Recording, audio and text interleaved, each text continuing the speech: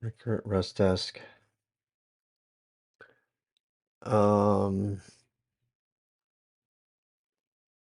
let's see here. Come back. I have it on my pins. Now 9 for some reason.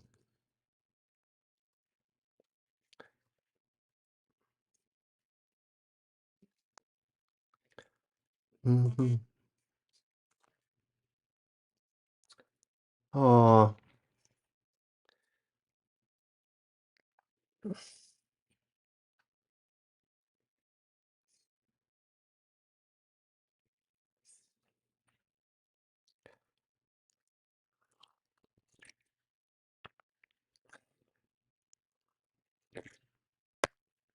I got no time for this. I gotta make shit happen.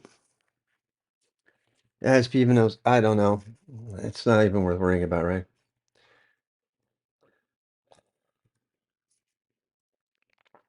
You know that whole exercise about writing about what you really love and what you want to be and where you're gonna go and what you're gonna do? Guess what? I did it. And it ain't working for corporate America. So it's never too late to be where you could have been.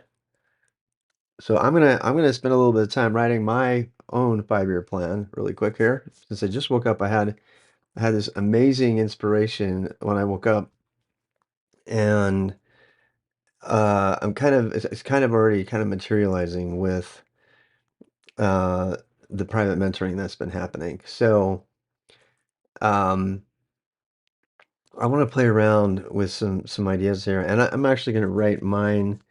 I'm going to do the same thing I encourage other people to do. I'm going to get Obsidian going,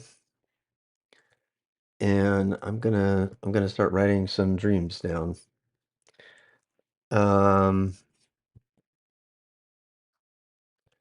so to do that, I'm gonna go into. I think I'm gonna make a new vault.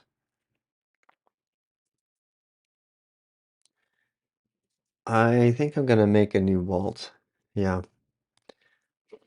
manage vaults. Create a new vault. No, we're gonna do open a folder as a vault here in a second. And I'm gonna do this because it's easier to do this way. I'm gonna go ahead and make a GitHub repo. And I need to start the server up again. Whoops. All right, I killed the server. The stat title's wrong.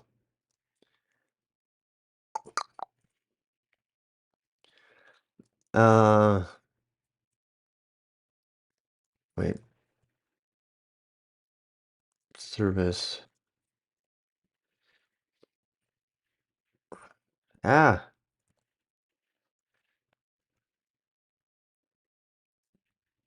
service rename recording. Whoops. There we go. Do do do do do. And I'm gonna do some stuff with this. What's going on? Is it not running?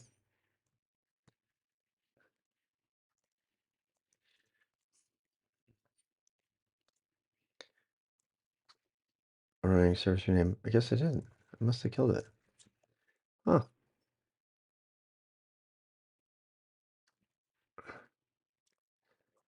Oh, did I ever hear those?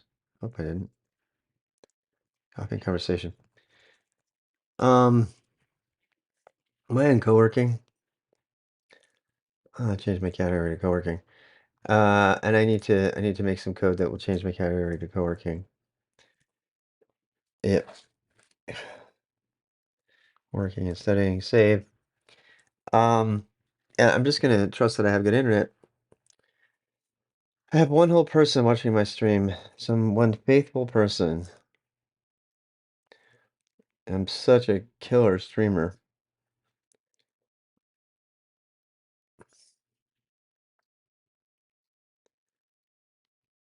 Um, Then I spent the whole day troubleshooting to not use the usual ask for help again. He still is treated the same. Oh boy, what? Asked, asked like he was completely off base.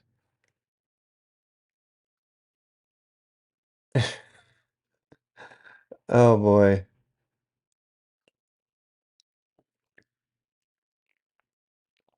Because I'm reading her thing. Yeah.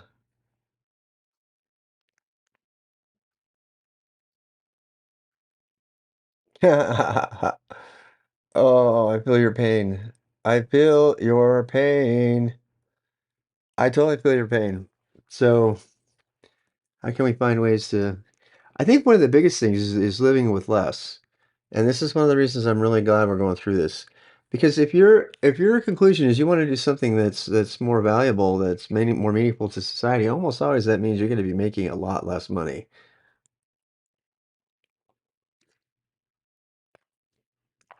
So I'm actually going to um I'm gonna explore some options here.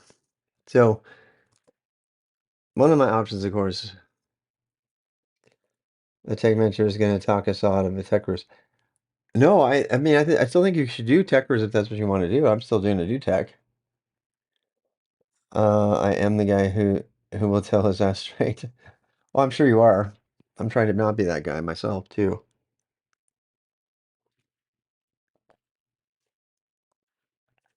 Anyway, I'm gonna make a new repo, GH repo create, and I'm gonna call it whoop. I'm gonna create a new repo from scratch. Whoopsie.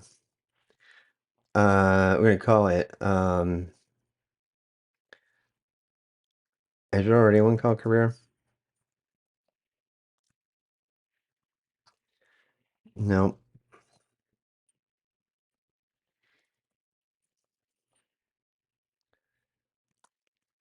Nope. I don't have one yet.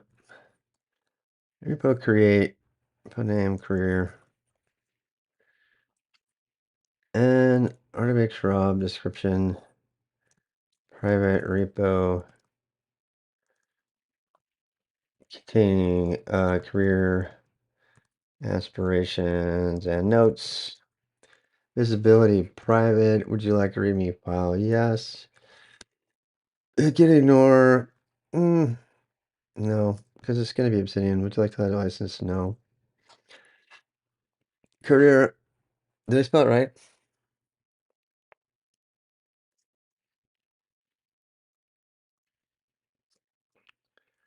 I'm kind of thinking I didn't. Oh, I did. Um, my career pays well. It's a good career. It's a good, honest career. But I remember taking the career on. I remember feeling like I died inside when I did. But I had to because my wife required it. She said, "You need to get a career." I mean, she said, "You need to do this because our family needs, we need insurance and we need more money." And then boom, they're gone. I did that for them. I did it for them. I did not. This is a true story, true as fuck.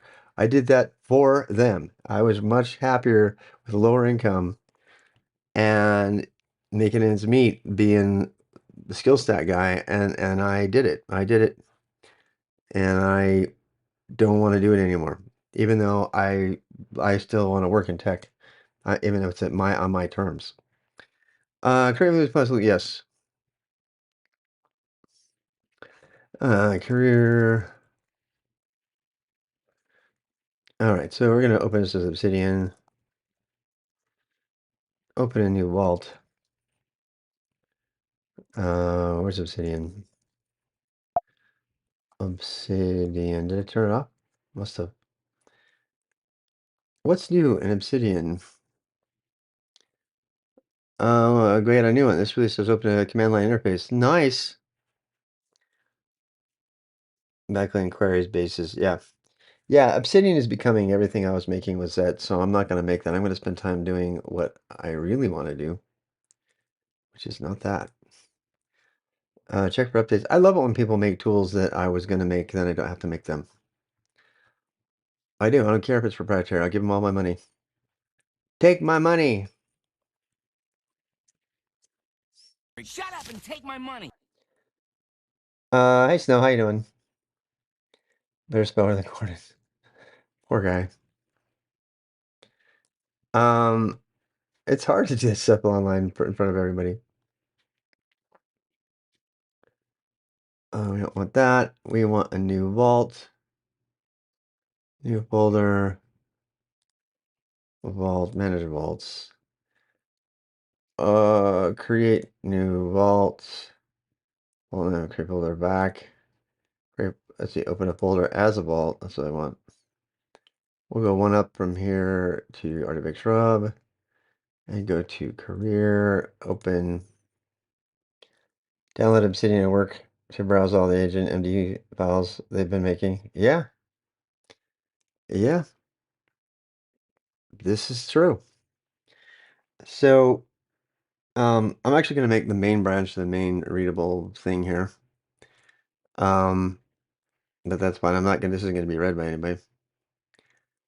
Um,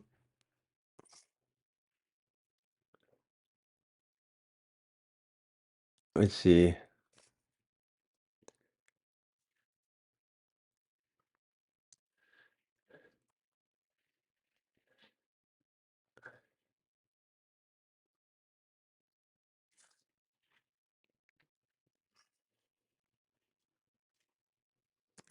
I want to make a 5-year plan that I give up to date.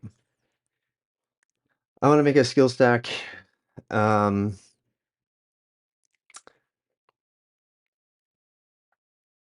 do I want to say here? So you remember that whole thing where it's like, what do you really want to be? Like, what do I like doing outside? What do I like doing outside? Um,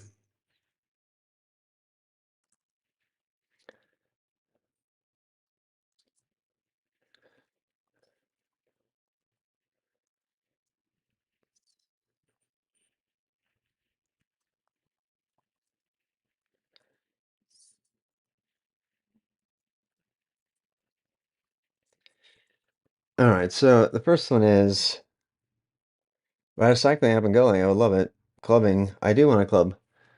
I do. I love hedonism. Just in one word, it's what I love. Yeah. Yes, Chloe. Chloe will tell you.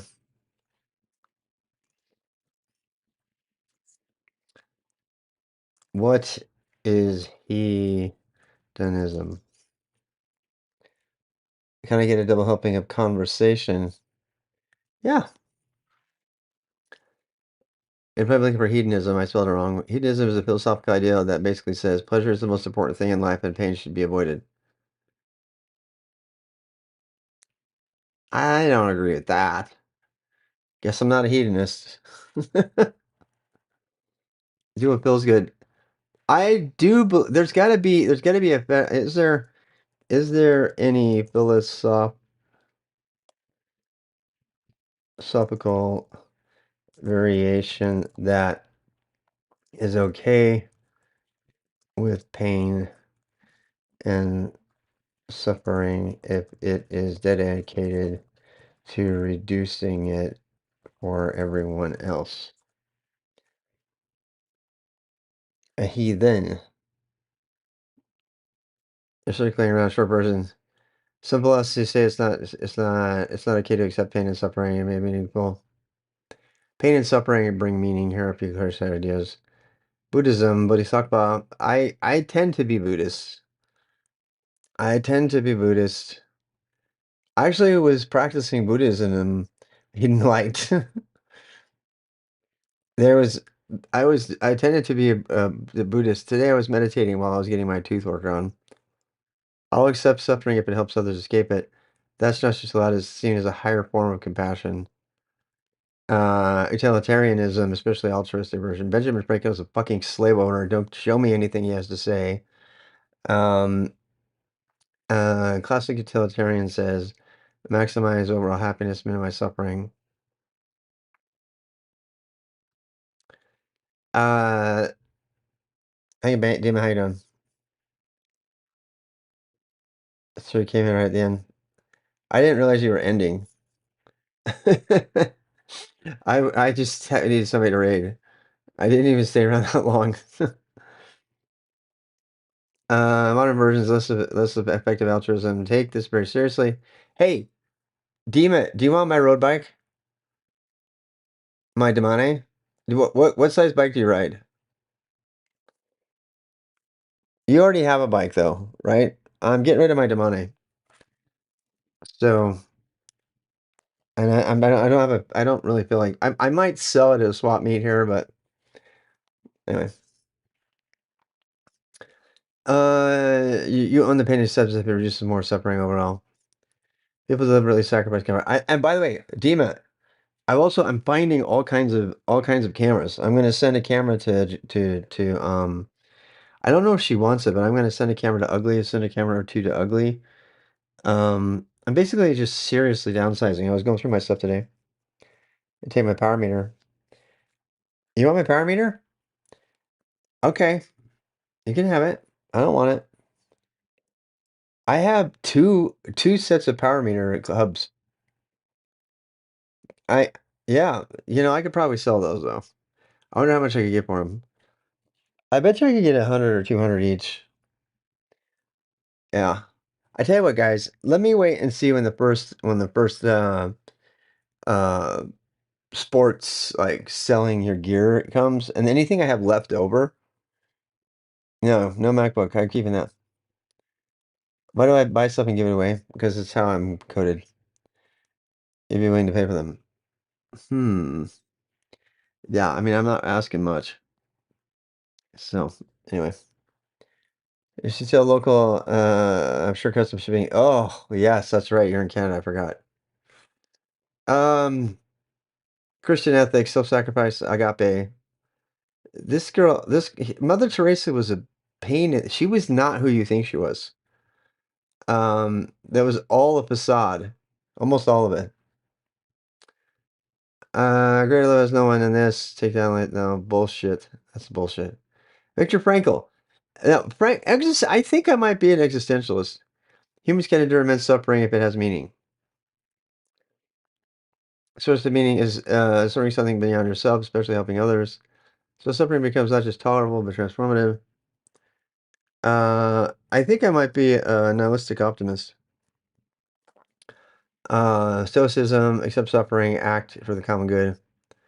Pain is a part of life, don't fear it. Focus on virtue and duty.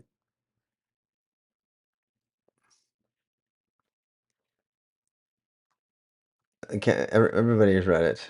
Camus. Did you read Frankel's book or Camus? Meaning through chosen sacrifice. Um, you've read Frankel when you're a kid? You read Unearthed Craft for Meaning? That's a great book. Serving something beyond yourself. This is true. I find this to be true. Um, I find that if I'm not doing that, I'm not happy. Like when I got told recently, well, not recently, but last year, I got told by somebody that I should just focus on making myself happy, and I'm like, but I can't be happy unless I'm making other people happy. That's how I'm happy. Have actually made me listen to a bit of philosophy class. You think so?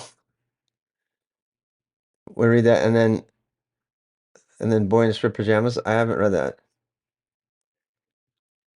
Yeah, Frankel. I love Frankel. I'm so glad I had to read him for a history class in college because it was really out of. It was just a really, really informed history class. I'm so glad I had that class.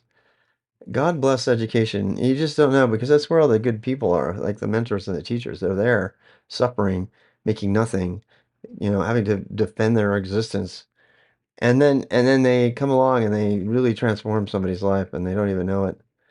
That that that so that is pretty much my life mission is to help people find happiness and reduce suffering through learning. That is really it.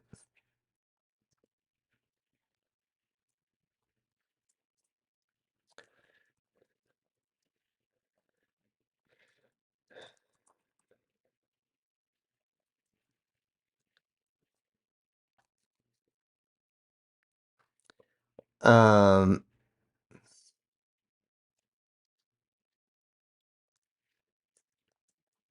Guiding people to find happiness or just suffering through learning. Um,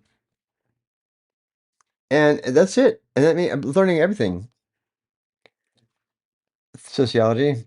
Yeah. Oh, I love anthropology. Yeah. I think anthropology is fantastic. Buddhism. So Buddhism, I sometimes I think I'm a Buddhist, then I figure they're all about aestheticism and like limiting yourself. I'm not. I'm not. I'm a fucking hedonist. I think have as much sex as you can. Enjoy it. Make sure you do it safely.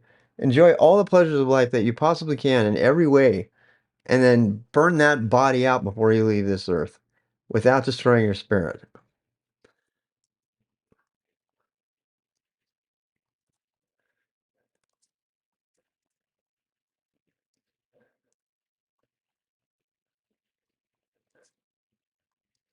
That's going in my book. That's going in my book. That was fucking inspired, Rob. Some muse from beyond gave me that. Jeebus cheers. Hey, Seaver. Um, I think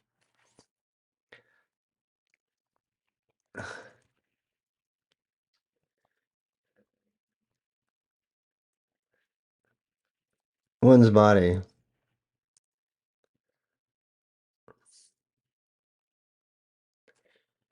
treated well.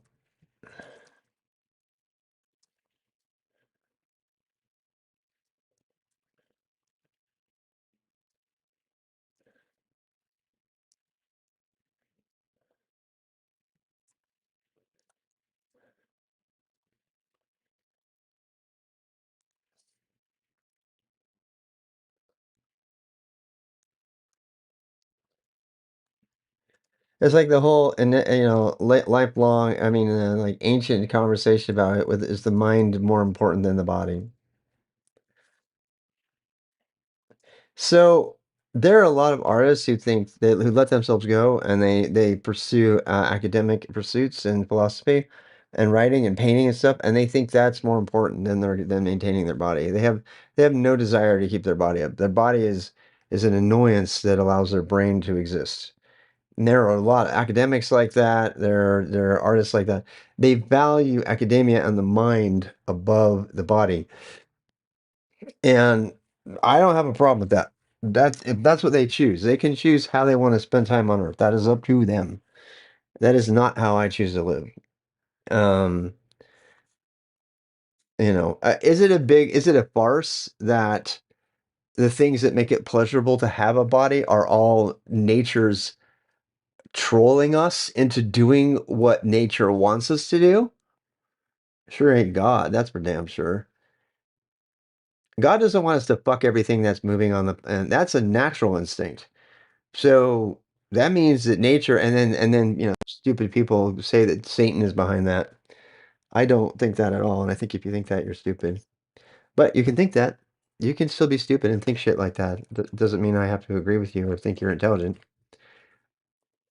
I'm sorry. That's it's my right as a human being to think you're an idiot if you think that some evil demonic spirit is making you choose to do bad things and choose to have sex with everything. It's not. It's a natural, good, wonderful instinct that was put there by nature.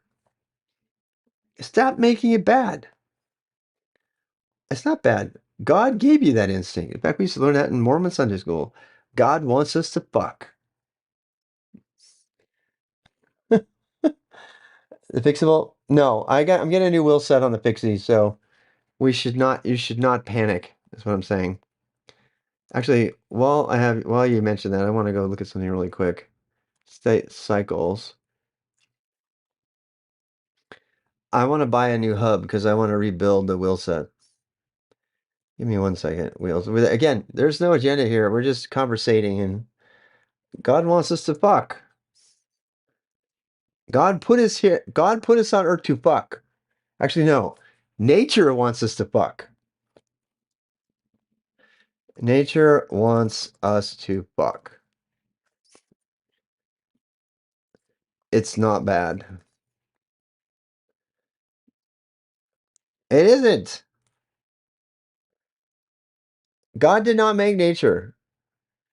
Nature existed. Nature. It's like, did God make nature or did nature make God? So Rob is fucking us. Got it. I mean, if you want me to fuck you, State Bicycles, you've got a mystery discount. I do? Ooh, happy me. How about we just look for tires and tubes? Brake parts, bar tape, drivetrain, saddle seat posts. Oh, wheels. That's what we want. Where's the wheel parts? So when I found out that I have the cheapest ass wheels possible, this is the wheel set I have. This is the wheel set I have. These 40 mil deep dish black rim set. Then I was like, oh, okay, my wheels are shit. And then I went looking. He's got a good friend of mine came into some money from inheritance, basically refuses to work and only engages in hedonism. Drug, drink, random sex, booze. No, you can't just be hedonist. You can't and be happy. Most people can't. But those things can make you temporarily happy and you can enjoy them. Like eating. Why do we enjoy eating? God wants us to eat. Like nature wants us to eat. In fact, if we listen to nature's impulses, we would eat so much that we would be 500 pounds and we would die bloated. This is why actually the vices, the cardinal sins, the vices that are in uh The Alchemist, the anime, not the book. Yeah. It's the happiest I've been has been when I've been in a loving relationship. But that's also total bullshit. That's nature tricking me into bonding with another human being. Because that's what nature wants. That's what nature wants. Nature wants us to bond with other human beings. You know what? You can bond with more than one other human being and be just as happy. Yeah, you can. You absolutely can. And I don't want to hear it. Don't give me your fucking Christian values. I'm so fucking tired of like, you're speaking directly for Satan. You know what? Fuck you. Fuck you. Fuck you very, very much. Most monotheists and traditions say nature is not eternal, but was brought into existence by the Creator, which is not true. They say that because they need to make sense of it, otherwise they can't by themselves because they're too stupid and lazy.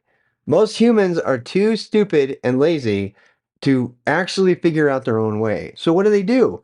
They find the person that they most trust, latch on to whatever they tell them, oh, I don't know, like their favorite streamer, and then they do whatever they say and believe whatever they say. That's what humans do because humans are tribal and stupid by default. And my mission in life is to stop humans being that way. Paulo Freire style. Paulo Freire style. Pedagogy of the Oppressed. In fact, I need to read that book all over again. Do I have it on Kindle? Do I have it on Kindle? If I do, I'm gonna read it. Yep. Yep. The whole idea falls apart. Nature wants you to bond with multiple partners. Nature, it's crazy because nature wants different critters to bond differently because nature. You can't there are spiders that eat their spouses after they have sex with them. Does that mean that we should do that? No. God, all this wasted stuff. This is a great book. The Boy Who Harnesses the Wind. This one makes me super happy. It's a really great one. Creative Schools, Making the Art World, Matthew McConaughey. I don't know about that. Learning Go, Worst Ways to Die. Some psychopaths suggest our universe might be, but yes. There are lots of suggestions about what we, you know what? It doesn't matter. I mean, it doesn't matter to me, I should say. This guy's a fucking fraud. I want my money back, you piece of shit. He published an entire book about generics that was wrong and based on a spec that was never put out, and he charged $50 for it, and then never gave anybody any money back for the book. Just said there's a version 2 out. Fucking asshole. He should never have published that book. And I bought it. I was one of the ones who fell for it.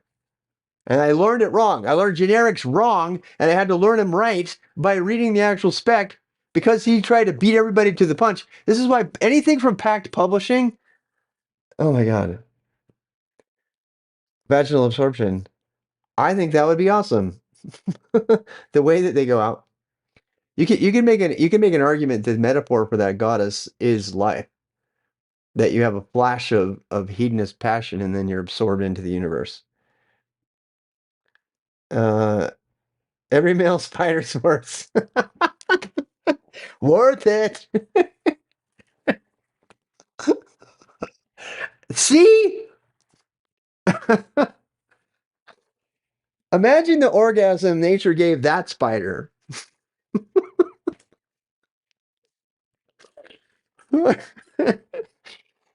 Oh God. See, you guys make me laugh. Thank you so much for that. Are you not VIP? You're getting VIP right now because that was fucking hilarious. Oh shit. Where's VIP? I don't even know what I'm doing.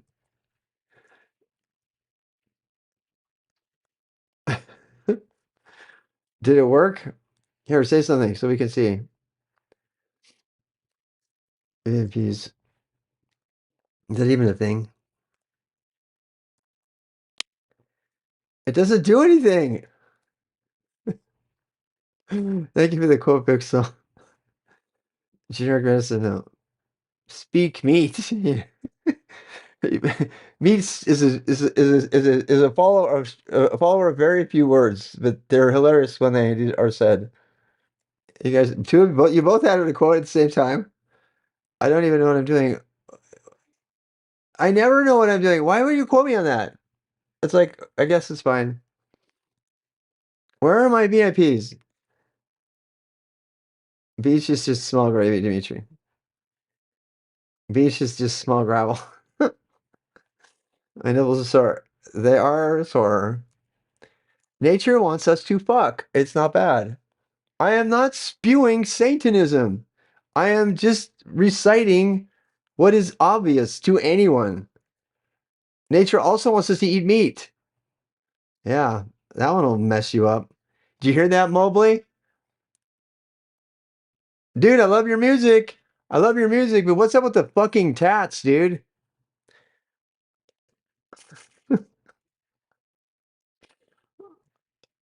God damn. You're a walking billboard for veganism? If I wasn't supposed to eat meat, it wouldn't smell so damn good. Quote me on that. Quote me on that one. And I was vegan for 3 years. It would smell like shit. That's my biggest argument against anybody who tells me not to eat animals. Does that mean that I want animals to suffer? No, it doesn't. That's not what it means. Anyway, you like the idea of a black hole, religion is space where matter and blah blah blah blah blah. Yeah, yeah, me too. I wanted to make an entire career around black holes. I was obsessed with them when I was in 6th grade. All I did was black holes. Every essay, every drawing, every painting, everything I studied was all about black holes. I wanted to be a physicist just to study black holes. I did. I was obsessed. You know what's really funny is the event horizon. Have you seen this?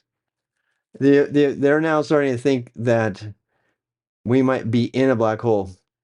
That's Neil deGrasse Tyson saying that we might actually be in a black hole and we just don't know it. If we were, it would explain a lot of things that they can't explain right now. But there's no way to confirm it because black holes. Most of the Apple disagree. It's not a super telescope, 26 pounds, supermassive black holes. Yes. Any position allowed to suggest the early universe was far more chaotic and feeding heavy than previous model. That's very interesting. Yeah. So am I what is, what do I want out of life? Then every single decision, that's what the naked man said. Um, I want to experience as much happiness and pleasure as possible before I die. That's what I want. That's what I want. And unfortunately, some of that is contradictory. Like the greatest moments of happiness in my life have been when I was in a loving relationship. The greatest moments of pleasure in my life were when I was in a loving relationship. And but not, I'm kind of interested to challenge the premise that I don't have to be in a relationship to have the same level of happiness again. I'm ready to take on that challenge. That you can attain the same level of pleasure and happiness without being in a committed relationship. That you could perhaps be in that kind of relationship with multiple people at the same time. And that relationship can be partially platonic, partially sexual, partially intellectual, based on being a member of a family that's much bigger than a traditional natural family.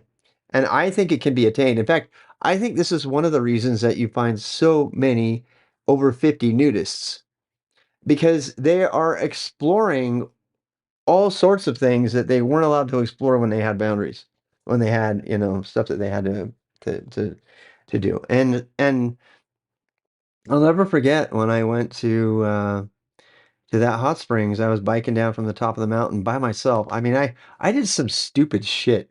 I mountain biked without a phone or radio or anything to the top of a mountain on my random drive around to pick up people at a hot springs that very few people knew, and I could have just disappeared and nobody would ever have known. There was no way they would have known. And I didn't think anything about it. I actually passed a moose in a thicket. It came out of a thicket when I was going downhill on that. But I was stupid, man. I did so many stupid things because I wasn't considered, I was indestructible. I didn't think I was going to ever die or lose my teeth or anything like that. So I didn't think practically about what I wanted to do with the rest of my life. I just wanted adventure. But part of that adventure was meeting these completely naked, wonderful, conversational people. And they would come up and they would ask me all kinds of questions and, hey, well, tell me all about what you do and blah blah blah. And it was fun. I was sitting there having random conversations with this 60 something, not particularly healthy woman with very saggy boobies.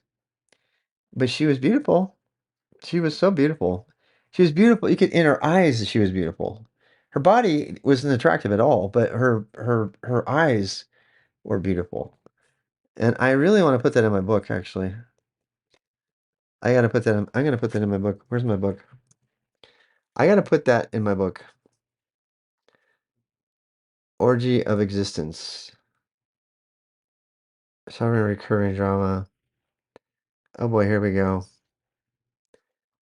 Let me add another one really quickly. Boop, boop, boop, boop, boop, do, do, do, do, do. Matt, hey, those are my goddesses. You can see all my goddesses. The people for whom they are named are probably gonna see this and go, wait, you're making me into a goddess? Yes, I am.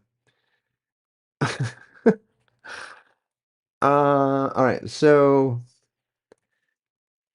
let's call this one. I need to give this goddess a name, meaning I'm gonna call her Helga. Uh,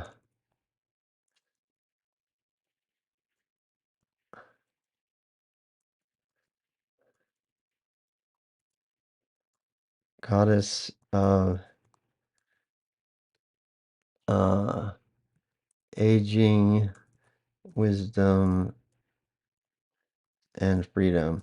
I don't know if that's a thing.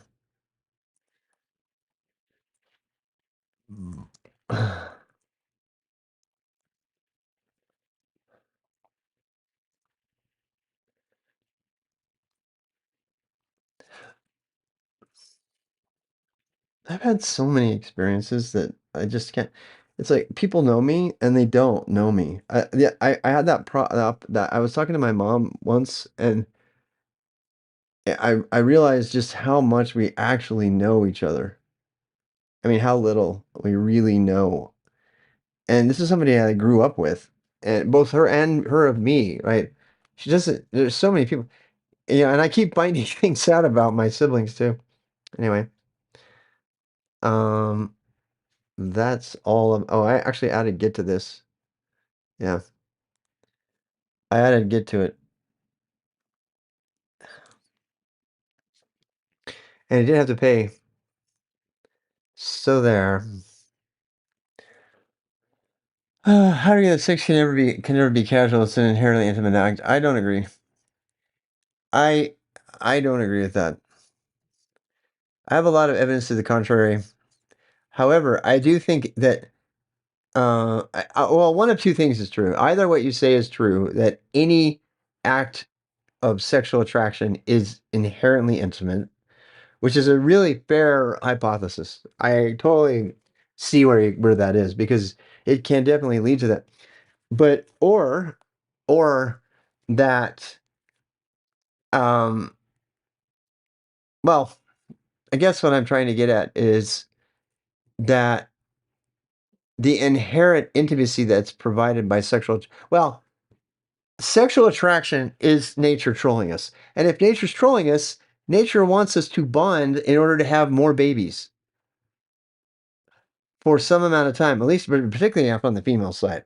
And that gets really, really scary to say because now I've just said something completely misogynistic. Women want to bond, men want to fuck.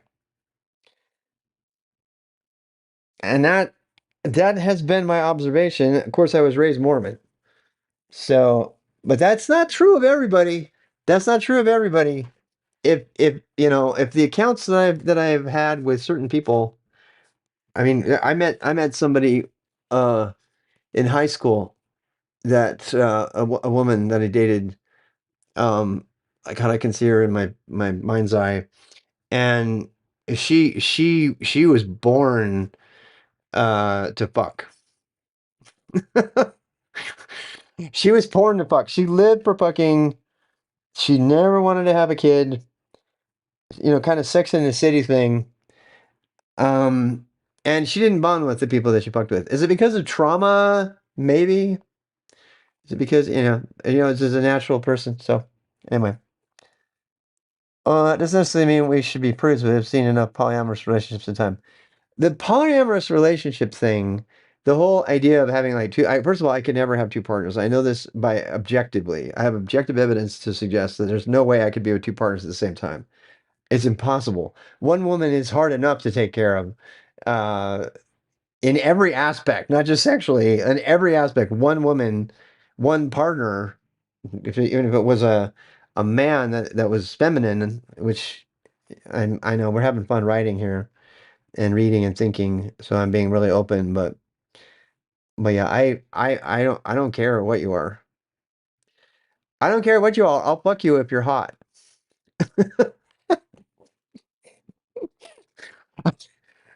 To put it bluntly,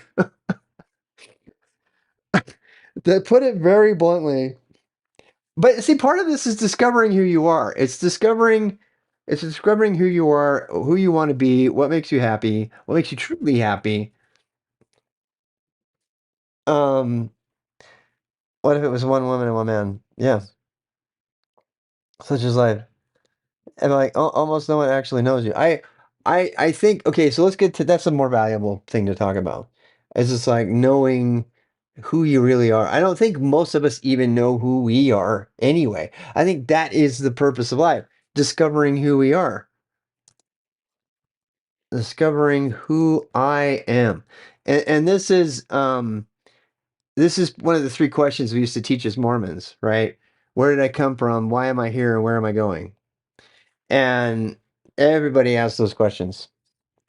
If all time are too logical, I have one partner for conversations, I have another for sex. It's like relationships aren't logical, and love definitely isn't something.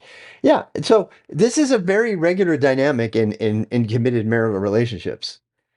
It just depends on if you could take it. So for just from my own experience, um, my when people joke about having a work husband or a work wife, right? Oh, that's my work wife. I don't find that funny at all. Because you're spending 8 hours a day or more sometimes with another person that you are bonding to. And to me, intimacy is bonding and attention. That is intimacy. So I remember I'm a hyper jealous person, for lots of reasons that are probably very unhealthy. But um, I remember someone I loved who was in yoga training, and they were having these extremely close experiences with other people that, but they could have said the same thing about me. I'm literally being asked to find the sit bones of a girl, that I couldn't do it, and I felt extremely close to the people that I went to yoga training with. Is that cheating on them? I think it, but it's hard because we naturally do get possessive of not through codependency, but through just natural instincts. For some reason, nature wants us to bond, and I feel like the fact that I felt that and I'm a man, uh, means that it's not just a female thing. So this guys want to fuck, women want to bond thing is complete bullshit. I don't think it's true. I think nature wants us to bond to some degree for the safety of the children, because we have babies way too early before they should have been made, mostly because we're biologically fucked up, because we became upright creatures, and then we had to fit babies through that canal, and that meant they had to be born way prematurely, unlike cows and everything else. And then we had to like create this bonding so that the guy or in the I hate to say it, but the male animal is designed to be the protector and the provider. It doesn't mean I think that that's how we should live our entire life, but that biologically that's how it is. It just is. Look at the gorilla pots. It's the same fucking thing. Or look at the lion. Look at the lionesses. The lionesses are badass. They still provide for themselves, but when they're having a baby, they have to be protected, and the other lionesses take care of them. I mean, it doesn't always have to be the guy. I'm going to get in trouble here, but I'm not spewing Mormon religion saying the lion must be the provider protector. I'm saying that biologically, you'd have to be kind of dumb to not see the obvious natural reasons for men having superior health than women on average. For men, I mean, this gets you into all kinds of trouble because there are a lot of people who would like to deny these physical differences between the species, between the genders, and that's we wouldn't have estrogen and testosterone if it were true. The point is that that point of weakness, that there has to be bonding. I think that the bonding instinct within us is part of nature tricking us into allowing our children to live longer so that our species will grow. One question is yoga religion or just exercise? Well, that's an easy one. What is yoga? Let me hit you with a question. What is yoga? Go ask. There's an entire documentary made about this where they asked that question all over India to all different kinds of people, and they get a different answer from every single one of them.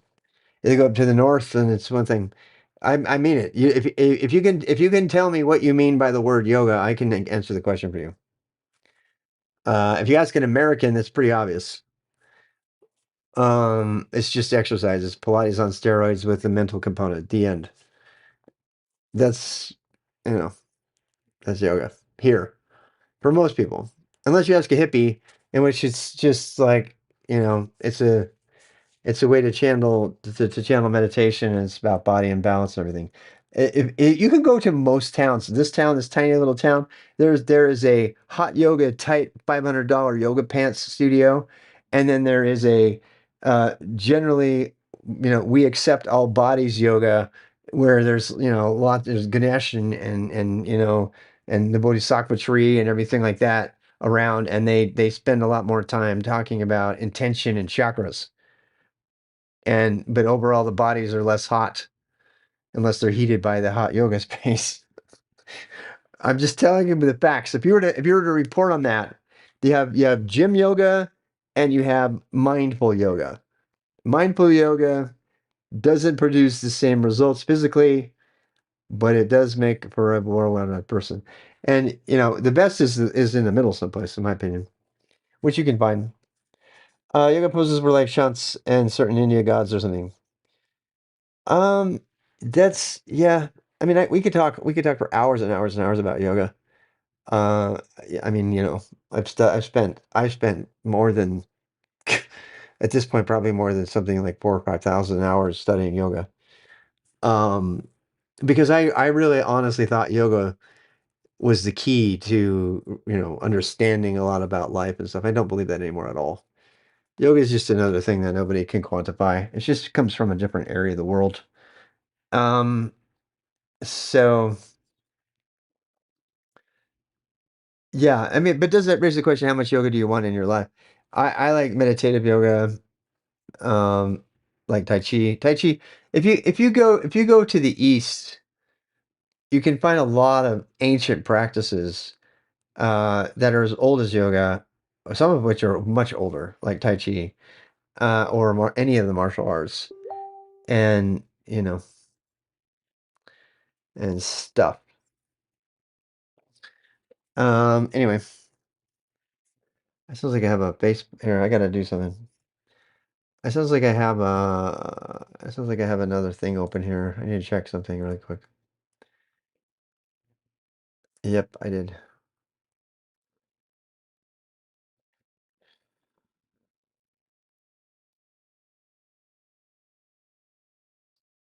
Do do do do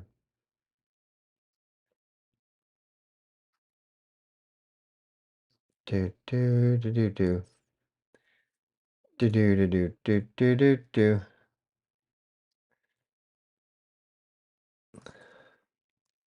Yeah, it was a Facebook notification. All right, I think I can come back now. Anyway, what was I doing? I was writing down the whole, career aspirations thing. Let's go back to that for a bit. And so a big part of this is how do you find meaning? Like what gives you joy? Uh, what brings you joy?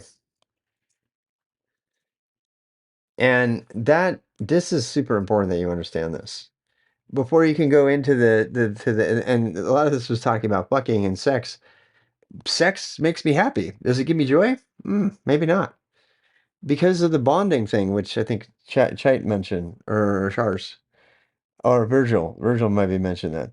Sex is important, but so are the little rituals you have with the person in your own time. Holding hands is one of the most erotic things that I can do with a person. Um, I find the intimacy of holding hands to be just like the bonding, the serotonin that gets produced from that. I don't know why I get that serotonin from holding another person's hand and being that intimate with them and feeling like you're in synchronization with them. That is real. And when you have the equivalent of holding somebody's hand, like God, one of the hottest things during sex that I've ever experienced is just like intertwining your hands with the other person. Oh God. Like, really being meticulous about the connection, that the single best sex I ever had, and I know you don't want to hear this, but I'm going to tell you anyway, was that level of intimacy, just the way I'm talking. That's actually what reminded me of it. While trying to make a baby, like consciously making a baby, I have never had such amazing sex in my entire life. And I'm like replaying it in my head right now with my first wife when we were young, making our first child. And there's nothing better than that. There's nothing better than that. Like committing to them 100%, wanting to be with them forever. Um, really feeling, even if nature has totally duped you into thinking you're perfectly compatible, feeling that you're perfectly compatible, feeling like you can take on the world no matter what, as long as you have them. And then just that totally intimate bond combined with these absolutely perfect, pristine, youthful bodies and wanting to bring a life into this world and both of you working to do that. They're just, in fact, I'm getting turned on. I'm getting a little turned on right now. Stop it, Rob. I'm turning myself on. Because, oh God, I mean,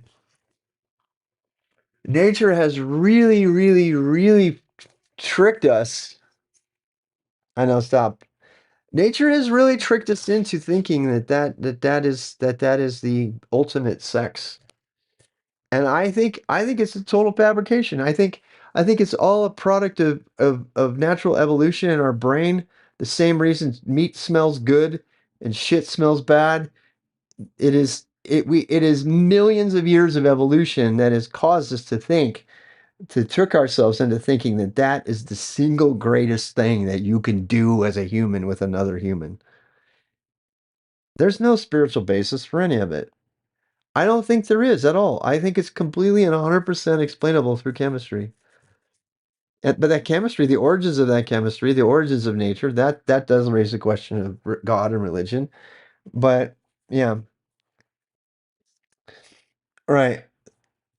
A case of dopamine or serotonin, the actual intent. Yep. Yeah.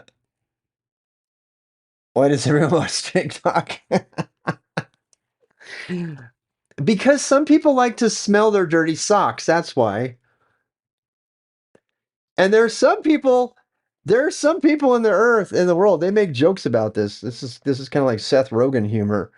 There are people that make jokes about smelling their own stinky hands.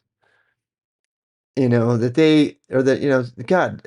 There are people who eat their own toe jam. Richard Stallman. So, yeah, I also think all of that. Have you ever seen a dog look at its own ass? Why is it doing that?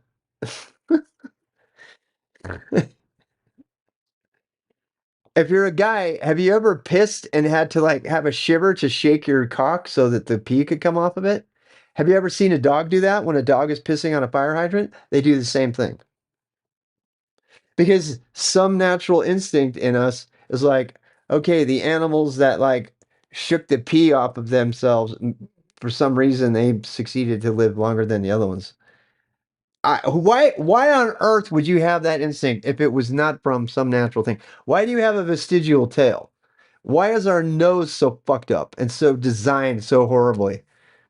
Why are our hips so fucked up? Why do we have to have babies that are going to die as soon as they come out because they're so premature? This is nature. This is not God. This is nature. Nature is the thing that makes us want to smell our own socks. Your nose is not great. None of our noses are. None of our noses are great. They're all look. Do a research study. Go ask your AI. I'm going to ask my AI. Why are our noses so messed up? Is it proof of evolution? Girls poop pink and smell rosy.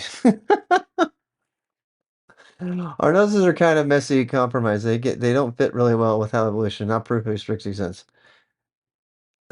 Have tiny drainage holes, sit above and the mucus collects, so drainage is uphill, not ideal. Are super easy to clog, sinus infections. Engineers would go, why? Who the fuck designed that?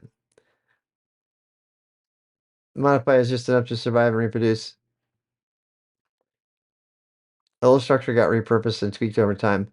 A deep backstory. Every vertebrate's had simple openings for smell and water flow. These openings moved inward, or became connected in the throat, and that's how we ended up with our horrible noses. Do you think that's a product of God's will? No. Not unless you think God let people like develop horribly, um, because they wanted to test our faith. I'm a Marvel DC guy. I don't give a shit. I don't care about that. It's all stupid to me. The whole comic book thing is totally stupid. I hate it. It's a waste of time. I find no pleasure in reading any fiction that's associated with comic books. The only time I've ever gotten into anything comic book related was Guardians of the Galaxy 3 because of the humanity in it. it got really into humanity. It got into what it means to be a friend and love and all of that stuff. Those are the things I value. Mind you, we're not animals like technically we are from in terms of evolution, but we're doing things different from animals. Cultural symbols and money, that's all are derived from evolution, all of it. It's all because the animal that was able to imagine a monster behind the tree was the one that survived. And that became creativity and imagination and creativity became art, and art became tied with symbolism, culture, and everything else. That's where our brains developed. Because the animals that were able to be afraid, it's also the reason that all humans are afraid naturally, and that unevolved humans are more afraid than others and unable to think creatively. And feel empathy. This is not me saying this, okay? This is like you can go anywhere and read all about this. It's all over the place. The humans who lack the ability to have empathy have less developed brains compared to the rest. Um, Comic book world isn't because as you say, they have to do that, they have to break out of what their natural instinct in their brain would have them do. They have to do things like project feelings onto other things. Those are not some of them are evolved, but most of them are the more evolved of our species. They are the ones who are able to take care of one another because it's a part of a much greater idea of survival, which is if my I'm not competing against the other baboon in my in my pod. I'm if I live, then that other baboon and I can both live. It's the same way dogs came about. The first wolf that decided not to kill the human and eat it and get a meal right away. There's a really great depiction of this in Cosmos with Neil deGrasse Tyson. It's absolutely fantastic. The first wolf that said, "You know what? I'm going to let this guy survive." And realized that human was going to keep him fed no matter what, and then he would fight off all the people except for the human. That was the invention of dogs. And because otherwise, I mean, it's just a short win to kill and eat the human. It's a much bigger win to partner with the human to let the human do all the killing and picking. And now we're picking their shit up. Now we're picking their shit up and we're taking them to the vet and we're making sure their teeth are done and we're buying them little hair stay. The dogs have fucking owned us. They have owned us. They went from being, hey, I'm not going to eat this guy. I went from I'm not going to eat this guy to I'm going to help him succeed because when he succeeds, I live on, to having us pick their shit up for them while they watch. It's like so crazy. Money is paper and plastic, nothing actually valuable. I don't know. Fear of poverty, I can feel very real, almost animalistic at times. Yeah, absolutely. I think it's a symbolism. Yeah, it is a give and take. It's symbiotic. The point I'm trying to make is that as soon as you start to attribute God to any of this, I mean, I'm talking about an intentional anthropomorphic God, you're fucked because it doesn't make any sense. It doesn't. It doesn't make any sense. There's not even basic sense. What does make sense is there's something much bigger going on that's more of a wave flow, more of a vibration, more of a something is happening, but it's happening at a bigger level, and it's totally not personal, in my opinion. It doesn't mean you don't feel it. You don't feel the spiritual, like being entwined with the nature of the universe or fulfilling whatever. I think that those are real things. I do think that there's a God and all that. I just don't think that it's the same kind of God. I think it's more of an Eastern idea of God. Live and let live person. No, I'm absolutely not a live and let live person. No, I'm not. Um, are you guys having ads? I'm sorry. And human dogs probably benefit a lot more. The unconditional love of the dog for the human is a bigger value. Absolutely. Yeah. Yeah, absolutely. The unconditional love of the dog, the way they look at you no matter what, you could beat a dog and they'll still love you. Yeah. We're all part of a cosmic guitar string. I think it's probably true. Yeah.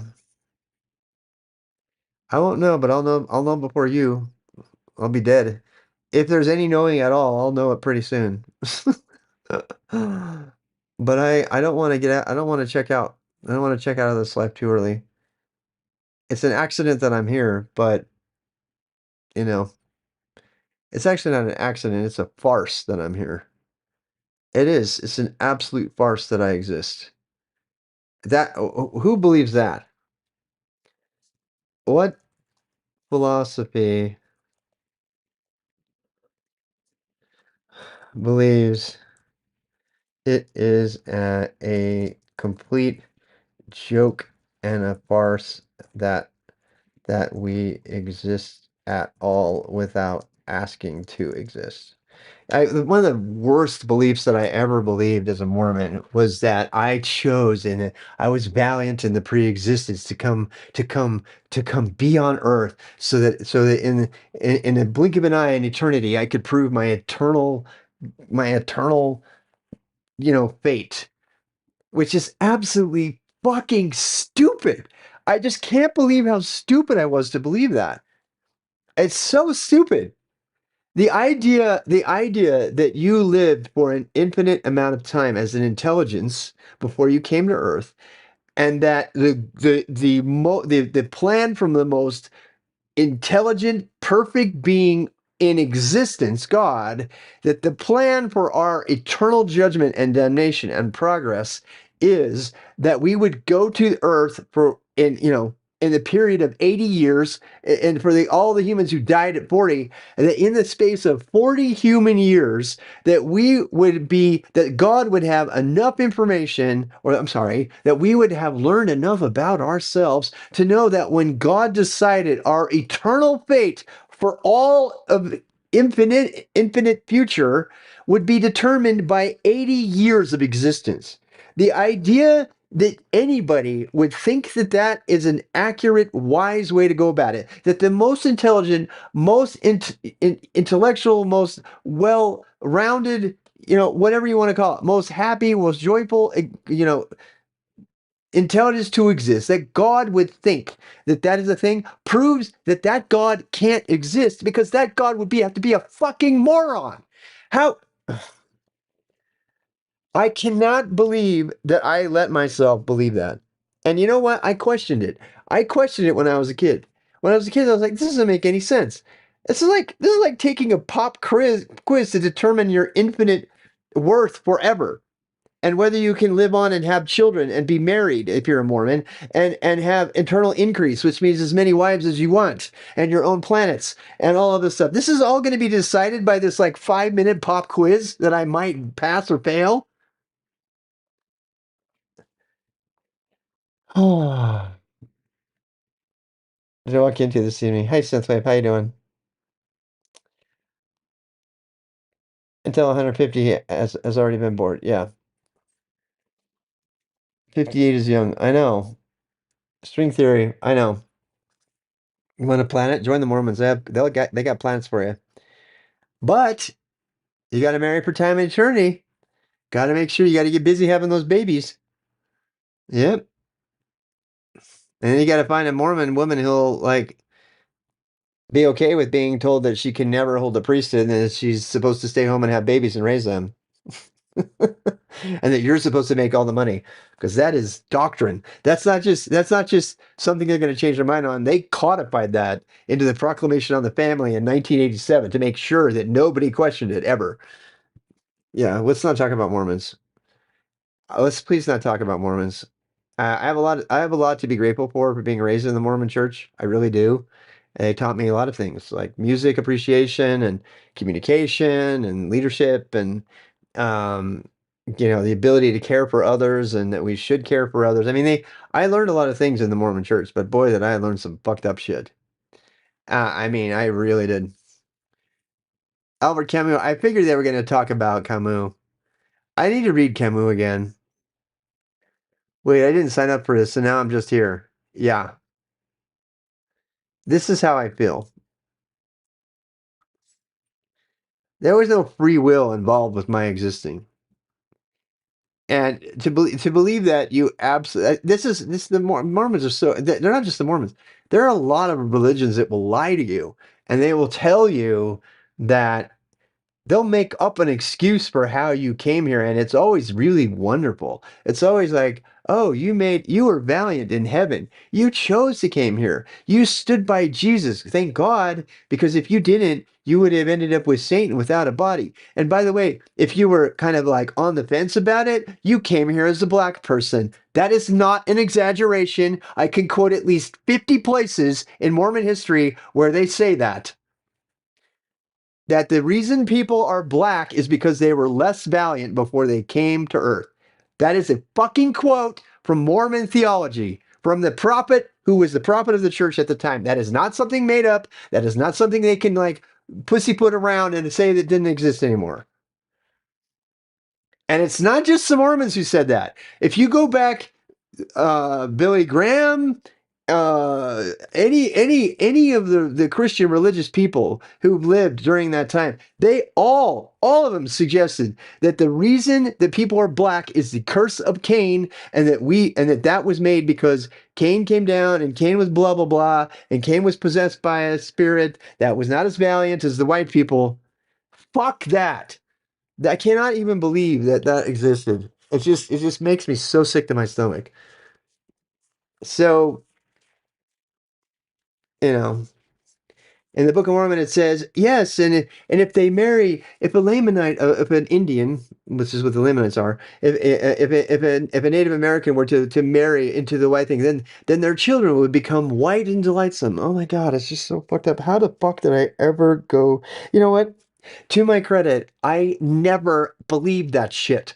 I never did. I was sitting in Sunday school trying to reconcile how do I believe this and how do I still stay a good person and go to Sunday school and, be able to go on a mission and everything.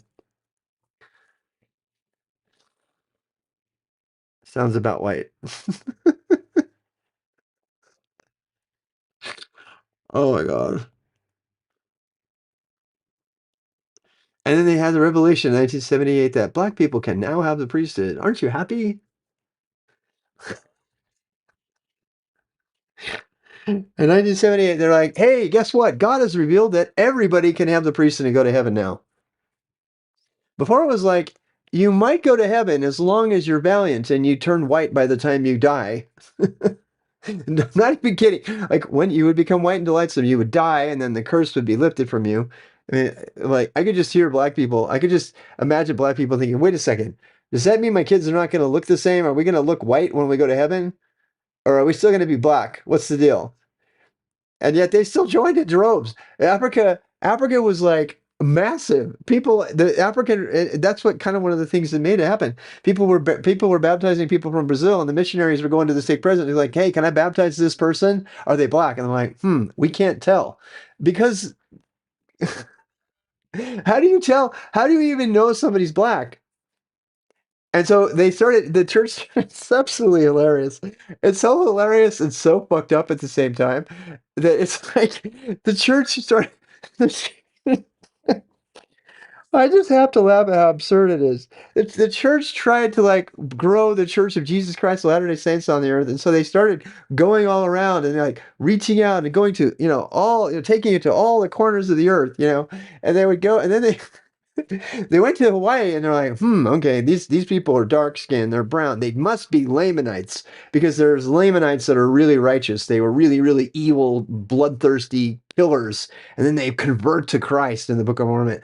And so when the first Mormon pioneers went to Hawaii, they're like, okay, Hawaii is awesome. It's like, but it's all brown people. It's like, but they're nice. They're super nice and they're super kind and they have ohana and they love families and everything. They must be the Lamanites. They must be the Lamanites who turned ultra, ultra super righteous, who have a special dispensation for God that excuses them for having darkness. Their darkness is a sign of how their royalty because they are Lamanites. And they actually told them that. Guess what? Now the Polynesian Cultural Center is in Hawaii. And all of Hawaii is like, oh yes, please, please tell us more. Tell us more about this great religion which has been brought down from on high, about how fucking awesome we are and how superior we are to white people. That's I'm not even kidding. That is what they did. They taught him, it's like, no, you are part of a righteous dispensation. I'm merely a Nephite. I am merely an ancestor of the the tribe of Ephraim, and the and so and so guess what? Tons of Hawaiians and Polynesians join the Mormon Church. Tons. But then fast forward 50 years, they have to go to South America, and they're like, okay, what's that? And then they're like making up all kinds of shit. Ephraim, that's where the name comes from. Yep.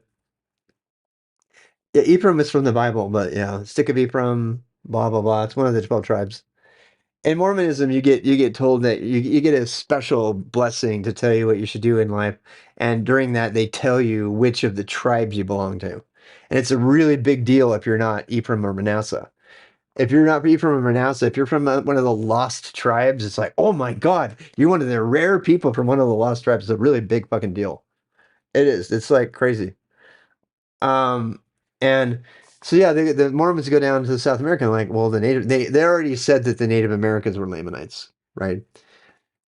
In fact, Joseph Smith, the first thing he did was there was actually books around at the time when Joseph Smith was thinking about writing in the Book of Mormon that talked about the origins of the American Indians and the Native Americans, and he was seriously influenced by that, and he ended up writing a lot of that into the Book of Mormon about how the Lamanites were part of this royal nation that had this huge history, um, and and that explained all of the artifacts and the pyramids and everything. In fact, when they were starting to do carbon dating and everything, they started to go down and carbon date everything down in South America, and all of the historians had to come back and say, no, none of this has anything to do with it, and they had to kind of slowly back away from it. It was such a thing that there was like destination tourism happening just to go there.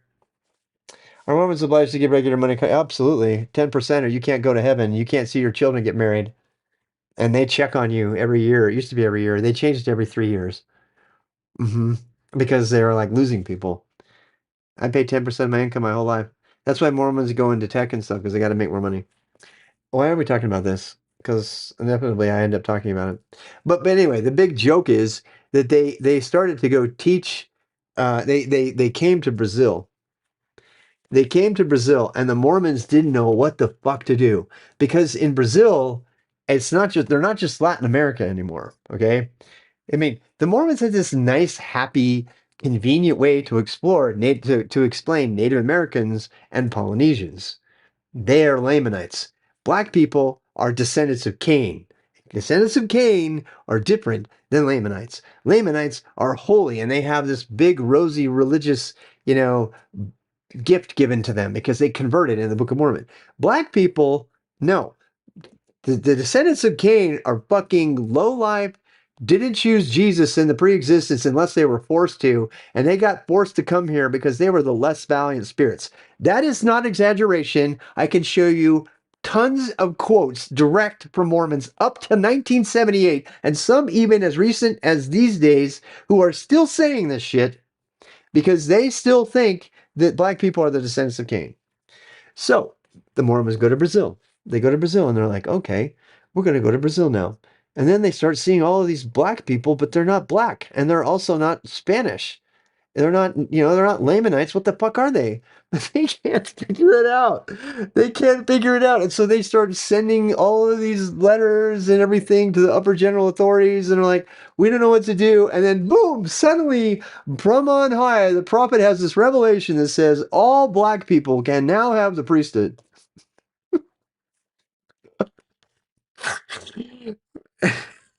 I just think it's so funny. It's so stupid and so funny at the same time.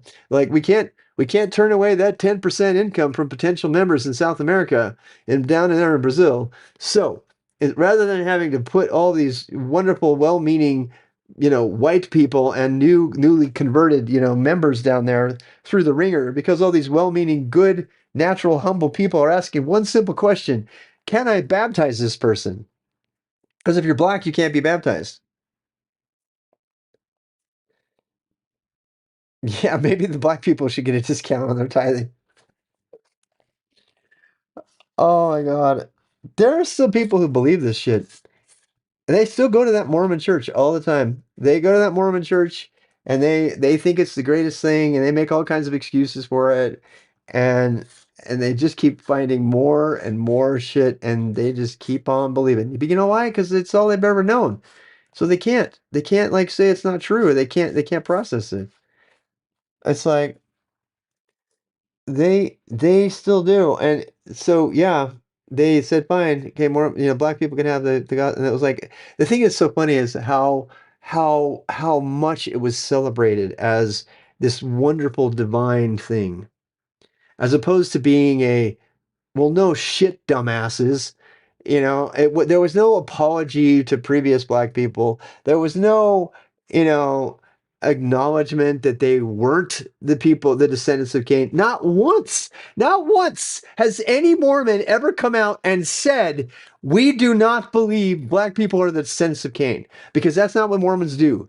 The thing that Mormons do is they deny, deny, deny, skip, skip, skip until people don't talk about it anymore. Mormons still believe in polygamy. When a man dies, his wife cannot be married to another man for time and eternity. She can be married for time, but not time and eternity. They are liars. They will lie to your face and say, we don't practice polygamy because they want to get you off their back. But the entire time, they are practicing polygamy. They believe in it. They believe you can't have eternal increase unless you take another wife after you die. But they won't tell you any of that shit when they're trying to get your money from you and get you into the baptismal font. This is where I have to calm down. This is where I have to calm down. I believe I taught 500 missionaries. I sent them into the world to teach this shit and to baptize naive young people into this church. And if I could do one thing with the rest of my life, it would be take every one of those things back. But I can't. It's too late. It's too late. And they just say I'm an angry ex-Mormon adulterer. And they like, oh yeah, you go to strip clubs and you do all this stuff. Yeah, obviously you're not a spiritual person. Fine, believe whatever you want to believe. You walk around the earth thinking that black people are less valiant than you. Yeah, and tell yourself that you're a good person while you give your money to this money grubbing piece of shit 268 billion dollar church that in the good nature of their heart is trying to sell Hawaiian land that belongs to Mormons who gave it to the Mormons to let them build stuff on without giving it to them, just lent it to them. Now they're trying to steal their money. It's absolutely despicable. In fact, being in this state has caused me to be really, really, really, really, really, really angry. The number one reason I'm leaving this state that I haven't really told anybody, yes, I want to be with my family. Yes, I want to be near the strip club. Yes, I want to be near the mountain biking and the climbing, not in that order. Yes, I want to have Christmases with my children on my own terms. But I want to get the fuck out of this state. I cannot believe how badly the people are who believe this shit. And I keep getting exposed to them all the time. And I keep having to make excuses for them being good people, but they're really not. They're really not. Because if they know any of this, and they do, then they stay in the church, there's no excuse for it. There's no excuse for it, and I can't be a part of it at all. I want to be as far away from this state as ever. And I wanted that before. I wanted to be away from this, but I forgot. And now I'm back here and I'm like, this is my beautiful state. And I come back to the state. I'm like, I'll just focus on the outdoors. I'll just focus on everything that's around me. I'll just focus on the insane beauty and the thing that joins us all together in harmony, our appreciation of the outdoors. And then I have stuffed into my face the shit from everybody all around me. 56 of the percent of the people who believe, not only do they believe black people are descendants of Cain, but they support Trump, like wholeheartedly support him. Who says things like, "I'm glad he's dead" when a political peer dies. I have to stop. I have to stop. I have to stop. We went down this horrible path because I started talking about philosophy and what I want out of my life. What I really want out of my life is a big do-over. I want to take back everything I did regarding the Mormon Church. I want to take back the people I married. I want to take back the people that I taught the religion to. The people that I taught. I'm actually getting a headache from it. My greatest regret in life It's not the fact that I cheated on my first wife with a wonderful, beautiful, caring teacher who was trying to help me exit the Mormon church and live a great life and just cared for me as a human being. It's not the fact that I cheated on my Mormon wife who couldn't leave the church with that woman. That's not my greatest regret. It's not even that I've said horrible things to people that I loved out of absolute rage bait. It's that corrupted I personally corrupted and caused thousands of people to believe in this bullshit. And if I have to get really if I have to really peel back the layers of what I want out of life and what brings me joy is knowing that nobody else can fall victim to that. The reason the Mormons have a saying that ex-Mormons can't leave the church alone. They can leave the church, but they can't leave it alone. You know why?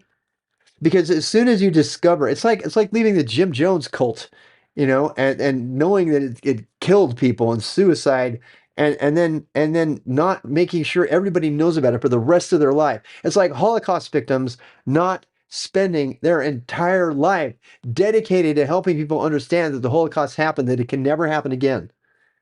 That is what gives me joy. That's what gives me meaning. That's why if I could spend my entire life doing nothing but undoing the biggest regret I have, which was being Mormon and teaching Mormonism and helping people to accept their Mormonism, telling them it's okay for them to go to church if they don't believe the rest of this stuff, they can still go to church.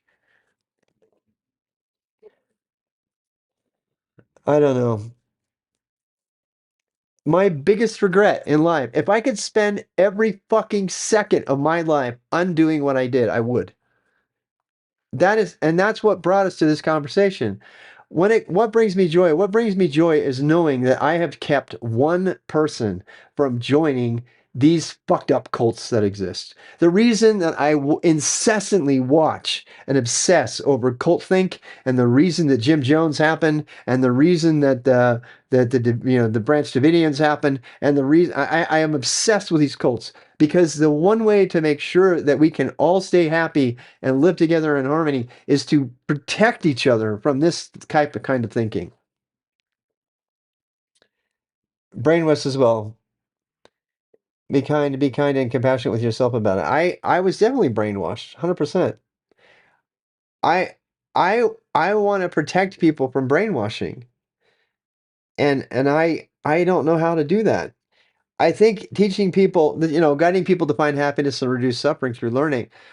If you teach people to be critical thinkers and to listen to their hearts and their minds, not just their heart, they will find their way. I've been really triggered this week because recently I had a Jesus freak sibling come at me pretty hard out of love. And I'm not going to talk about the details of it. And they meant it to be, and I deeply love this person, deeply, deeply love them. But it just triggered me so hard. In fact, I'm having headaches thinking about it. So this started out as a positive thing. It started out as a way to think about how to help humanity and what I really want to be, and make money. Do I really want to be a hedonist or not? And it's not really about that. What it's really fundamentally about is I want to prevent people from suffering through psychological manipulation and uh, rape is what it is. It's psychological rape. It's forcing themselves into your mind and your soul and just destroying you. That's what it is. I feel like I've been psychologically just raped over and over again, and I can't get over it, and I want to protect people from that pain. And I see young people that are it's happening to them. I see it in the process. I see it. That's the thing. I can't be around it anymore. I'm sitting here watching 12-year-olds and 9-year-olds that are going through the same exact trauma right now, and I'm like I can't be around it. It's like being a witness to to the worst atrocities that you could possibly see to me, because to me they're that damaging. Was I abused, like physically abused? No, I was never physically abused. I was emotionally and mentally destroyed and I cannot recover from it. It is psychologically permanently impacted me forever, and I want to protect people from that. And all of this like teaching people tech stuff and going out and being a journalist and wanting to interview people and like spending time with the homeless. Everybody who knows me knows that that's a big part of who I am. All of that comes from the base instinct to reduce human suffering like I experienced. That's where it's coming from. It's to seek to understand, what's going on in these other humans' lives. That's why anytime I see a hint of manipulation or a hint of lying or a hint of getting somebody, tricking them, defrauding them, anytime I see any of that, no matter what it's about, it could be about some unrelated thing, I just absolutely get triggered by it. I get so triggered by it because it's all a part of the larger fraud that's been perpetuated on all of humanity. And where did that come from? Is that where did this massive fraud that humanity has to face off against every day, this organized religion in the name of greed, and has it been a net positive or net negative? I think it's been a net negative, but overwhelmingly a net negative. So how do you prevent people from going through that? I don't know. For me, one of the core ways of doing that is to write. So to make a video like this, it's like I think I can share my experiences through fiction and through writing, and perhaps somebody will listen.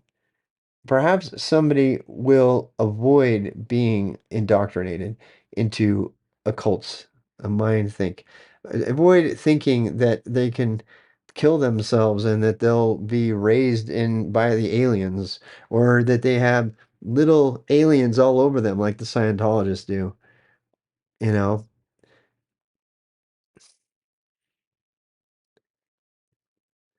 But most of them won't make it.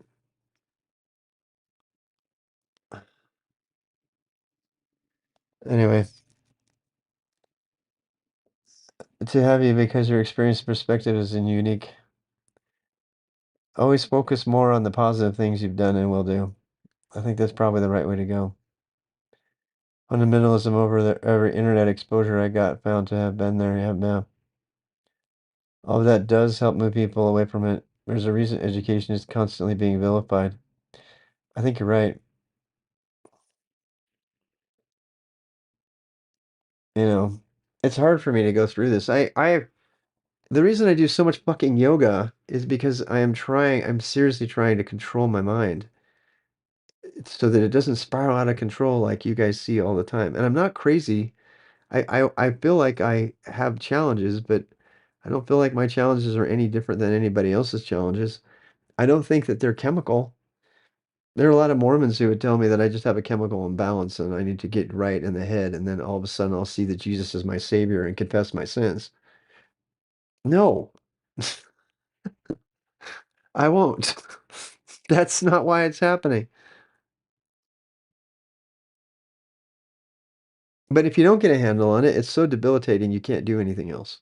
You can't work, you can't think. You end up raging at the wrong person, which I've done. I've done that at least 4 times, seriously in my life. That's the worst fear I have. That's going all Ted Kaczynski. Because I understand Ted Kaczynski now. It's kind of funny to say that, but I actually understand him.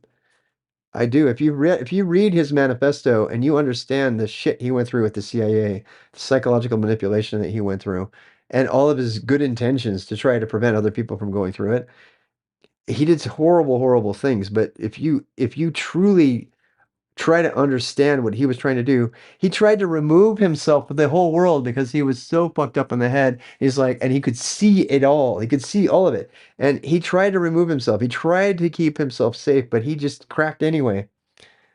He did. He cracked and then other people died. It's really sad because he's like the worst possible tragedy there is. Because he was legitimately trying to help people when he cracked. Yeah, and it's terrifying.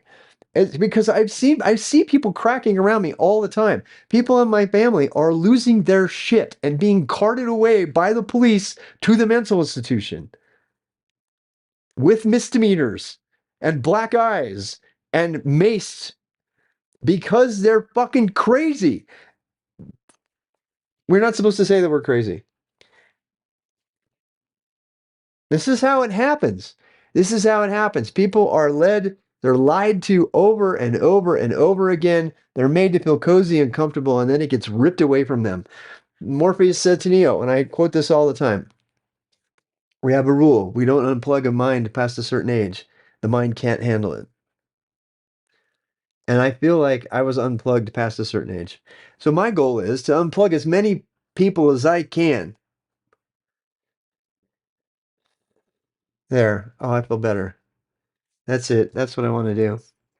Woo! That has got to be the one because I really feel that.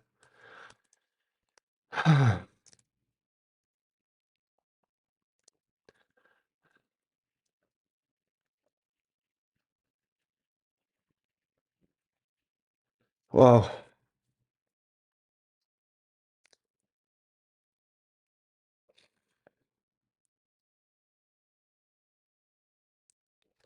I'm not saying everything that he did was a good thing. I'm saying that you can't understand Ted Kaczynski unless you watch the documentary. Watch the documentary about Ted Kaczynski's life. There's a lot to be learned by understanding his life. У нас такое есть средство махнуть рукой и сказать, ну и хрен с ним. Интересно. Я совсем не понял, но смысл, я думаю, понял.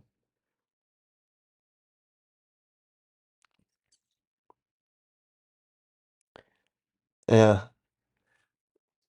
Yeah, to unplug as many people as possible in this life. That's my goal. When I was Mormon, I was all in. I lived at the MTC. I taught missionaries. I was assistant to the president. The highest position you can get is a missionary. I believed it wholeheartedly, and I wanted the best for everybody. And then they told me it was all bullshit. In fact, I lost my testimony on my mission. You know why? Because I read what the people said that were supposed to be prophets, and I asked prophets point blank to their face, "What do you make of this?" And they were like, "I don't know." Manson, I don't know about, man. Manson's a harder one for me to understand. I want to understand Manson, but I think my obsession with understanding people like Manson, Kaczynski, Jones, Branch Davidians, and all of them is because if we don't understand the psychosis involved, I think I missed a calling being a criminal psychologist. I do, I really do. I think I would have really liked it, but I don't think I would have, I could probably still do that.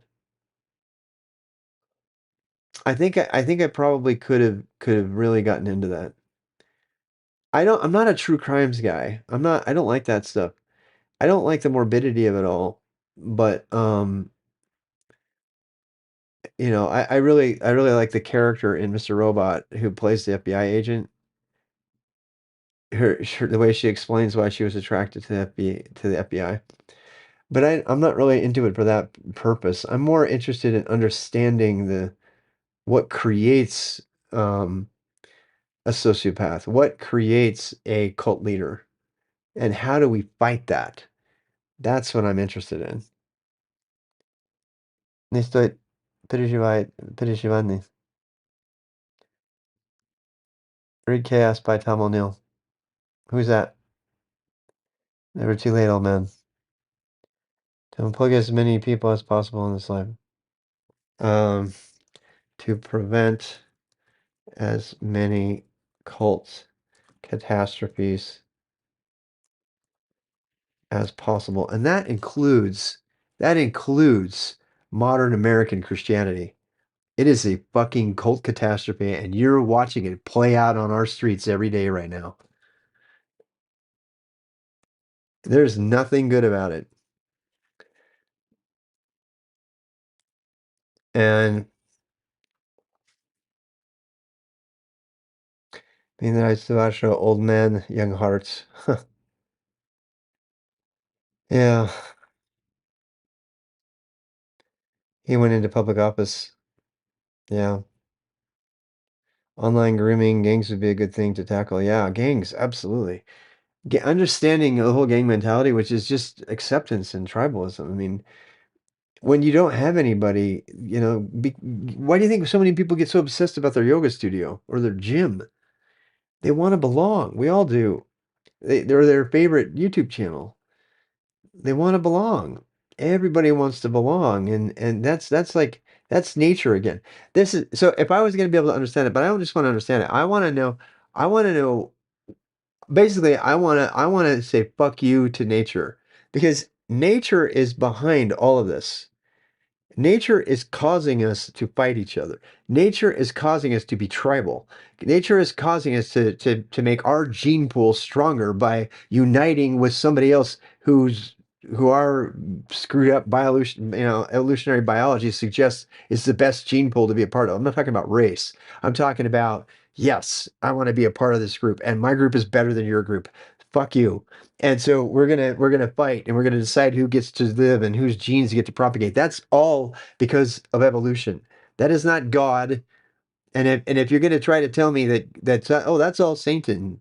Satan's behind that, not God. Oh, it's so convenient. That's what stupid people say. Stupid people say that because they don't have the ability to process the possibilities that are exposed through science and other things. And I'm not putting science on the as the end all for information, but it's the one neutral way of coming to the truth when practiced correctly. There is no way to practice religion correctly and come to an outcome that does not create war, genocide, and tribalism. Gandhi, not even Gandhi. Gandhi was a fucking reformed lawyer who slept with girls in his bed so he felt cozy at night and never told anybody. Nobody knows that. They don't talk about it. Martin Luther King was a serial adulterer. Mother Teresa had to decide whether to make her a saint or not because her journals that came up before she was going to die, after she was dead, were so horrendous and said so much bad about everybody in the church and how she didn't have a testimony anymore and she hadn't had it for like 20 years before she died, but she did it anyway. People don't know the truth about their historical figures that they have to latch on to because that's the other thing humans have to do. They have to latch on to these figures and they need them. Jane, the man they call Jane, the mother Jane.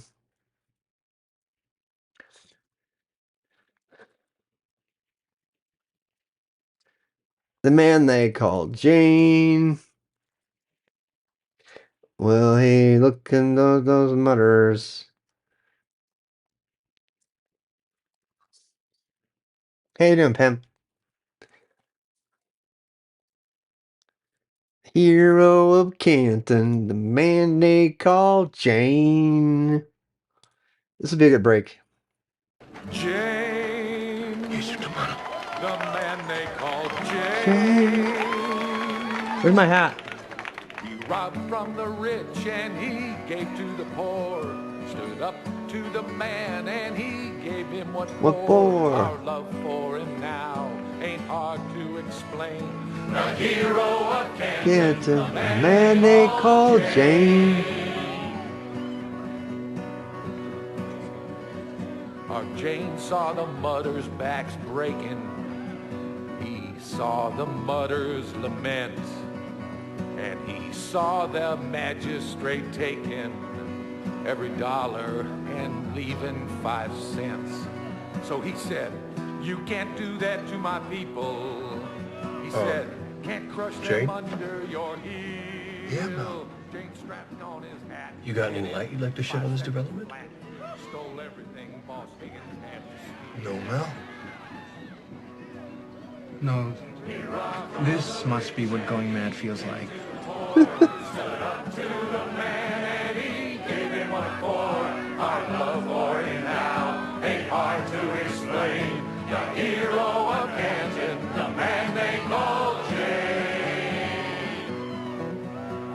Now here is what separates heroes from common folk like That guy you and dies I. for Jane. Man, Jumps they in front of a called laser Jane. blast for him. Turned around his plane and let that money hit the sky. Go He around dropped and it that out cash to our went. house. I stole that money from Higgins like the song says. Lifted me in one of his hovercraft. I got tagged by anti-aircraft. Started losing altitude. Had to dump them strong boxes. Stay airborne.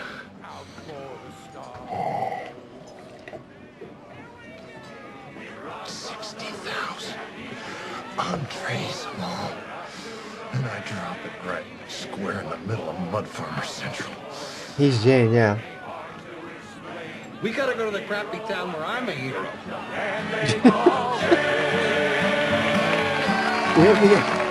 We have to go to the crappy town. We have to go to the crappy town where I'm a hero. Um,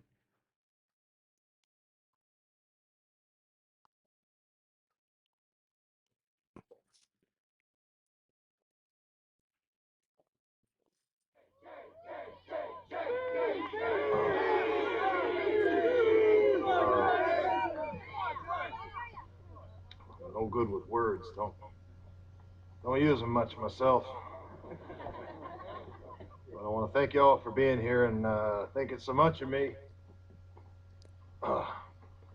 they find out he's Jane, yeah. As far as I see it, you people have been given the shortest end of the stick ever been offered a human soul in this crap hillverse. But you took that end. And you took it. You took it. And that's, well, I guess that's something. Wow. That didn't sound that bad. I'm shocked my own self.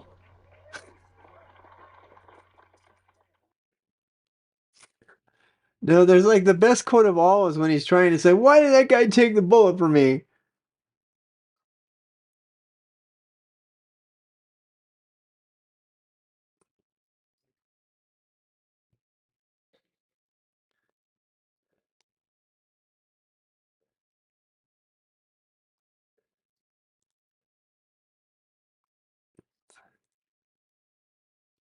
Girl folk ain't to be trusted.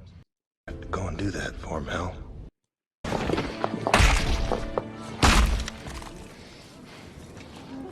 Why the hell that mutter have to go and do that for him, Hal? Jumping in front of that shotgun blast. You called the feds. Money was too good.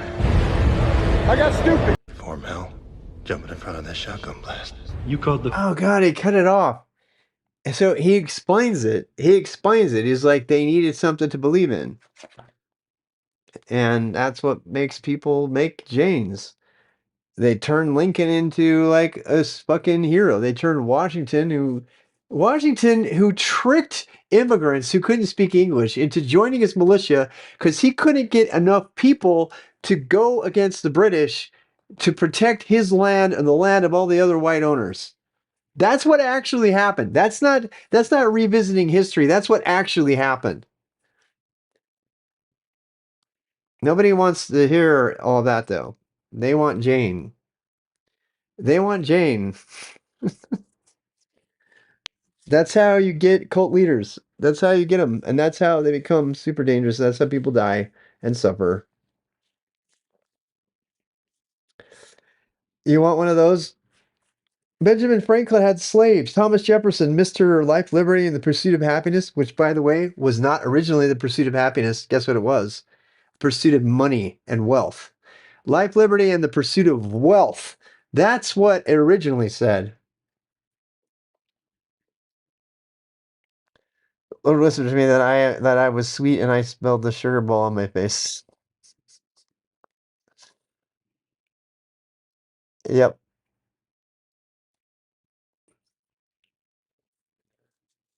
So I'll be right back.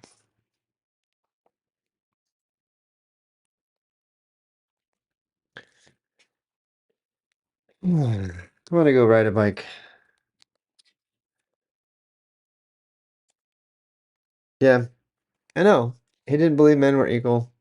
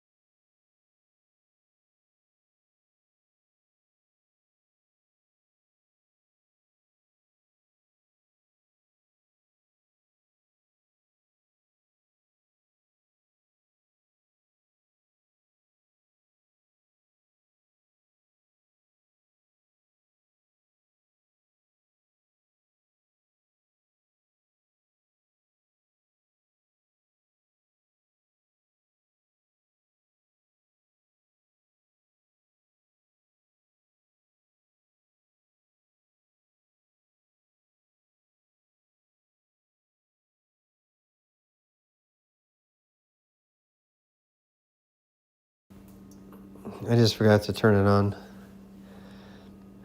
Probably good you didn't hear all of that while I did my dishes. I'm gonna go bike. I ride my mountain bike someplace. 30% battery. Let's go for a bike ride. That'll help. It's the perfect time to go. Might catch a sunset.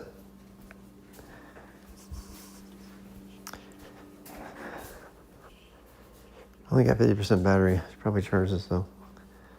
Let me charge this really quick.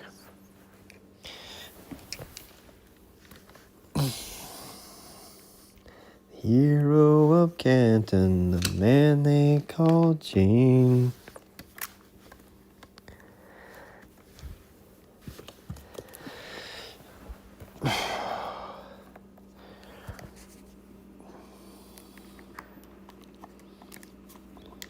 One and a two and a three. Vremya ochite na dolny alne deer trails. Did I get that right? Boy, my Russian has gotten bad. I'm sorry, my Russian's gotten so bad.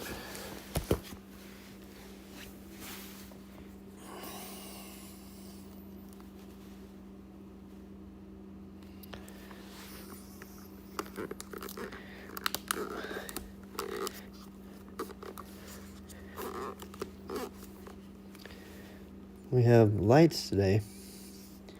I don't think I need it though.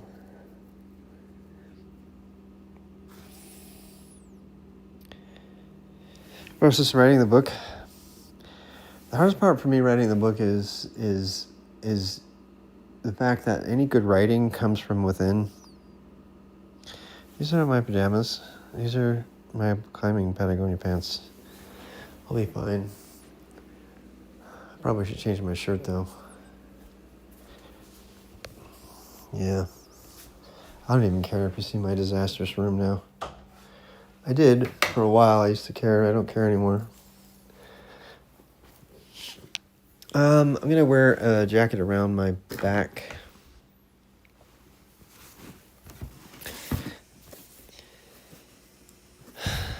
It's kind of sad. I have to get rid of all that.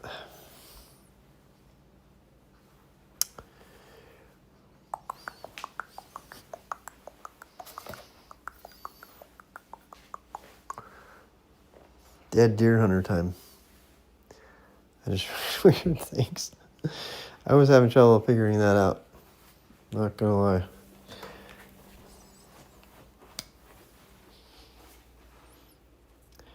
Hero of Canton, the man they call Jane. I'm gonna go for a quick ride. I'm gonna come back and clean. It's no longer 85 outside. You dug your bike out. I bought a whole bunch of like Scamper or Crag stuff. Now I'm not going to be able to do that at all. That's kind of frustrating. I bought so much gear that I'm not going to be able to use.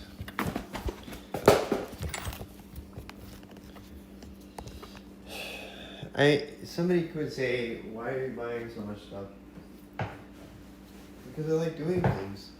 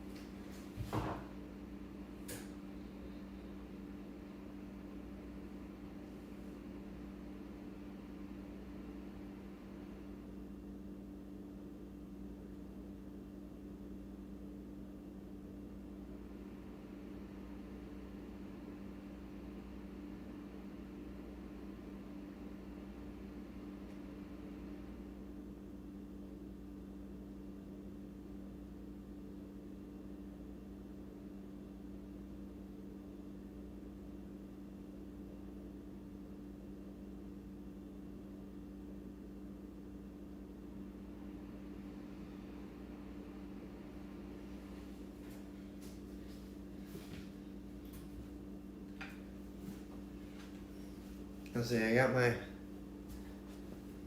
stuff. I'm just gonna wear regular shoes though.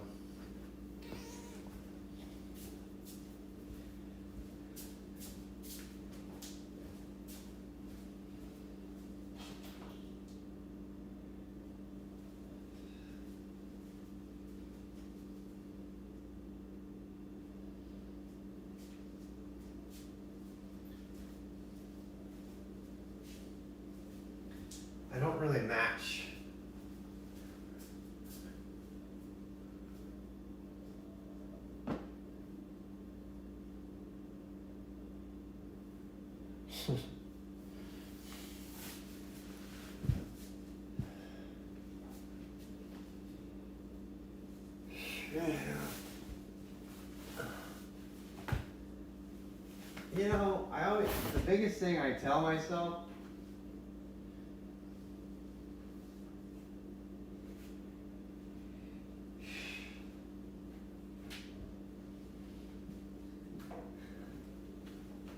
it's like the biggest thing. I do need to wear a hat though. Because it's going to be sundown. The biggest thing I tell myself is I could be going into debt to buy a $40,000 RV that sits in my driveway that I don't use. Oh no, I bought an extra pair of climbing shoes that I didn't need. Compared to that, like, we're gonna go biking around the suburbs today, probably.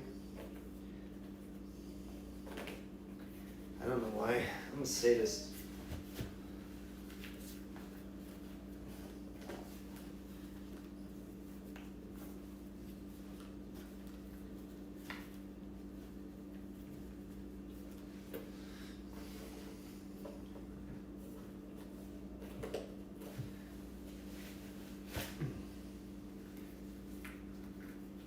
I should change the topic.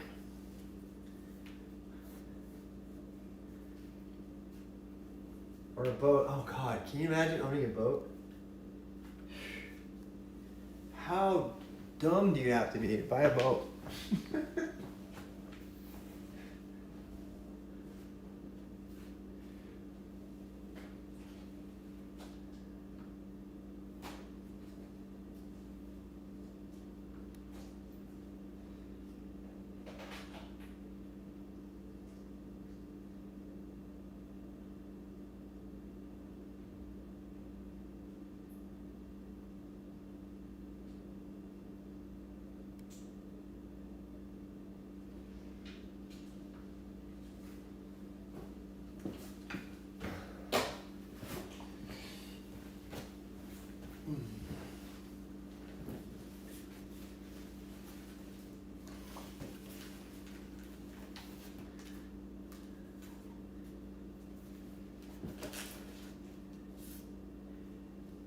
Uh-oh. Use the supply adapter. I did. That's not good.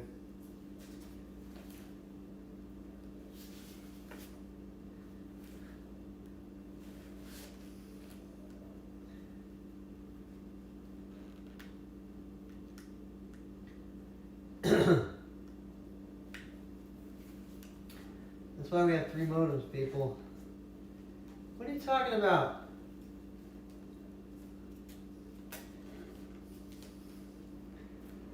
One of my modems is not behaving properly. It is... Where did it get bent?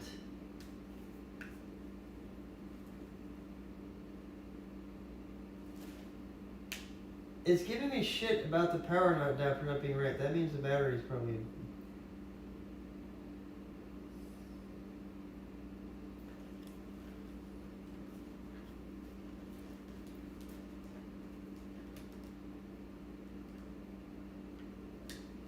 Usually that's because it's not getting enough power.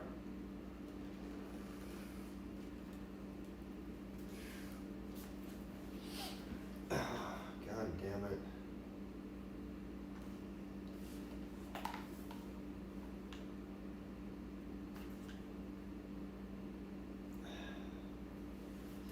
God damn it.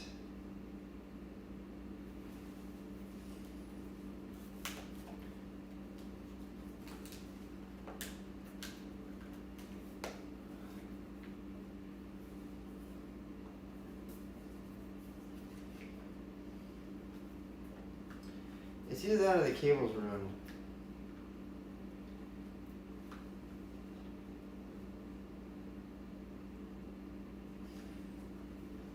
Yep.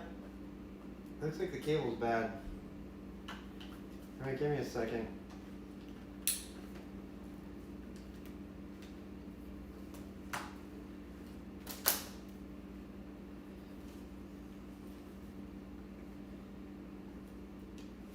He had $1 for every time a cable went bad.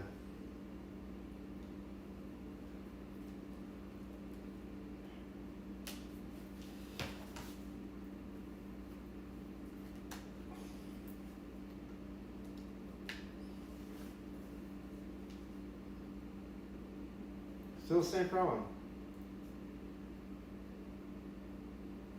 Why is it doing that? It never had that problem before.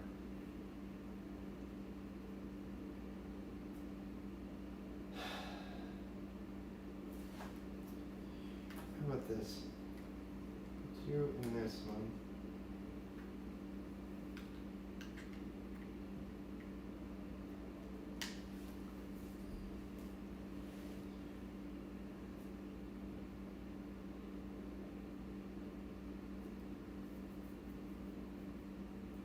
Well, that's working.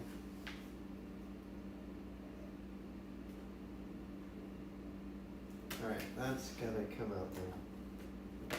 Alright, so that means it's the battery that's bad, which is not good, but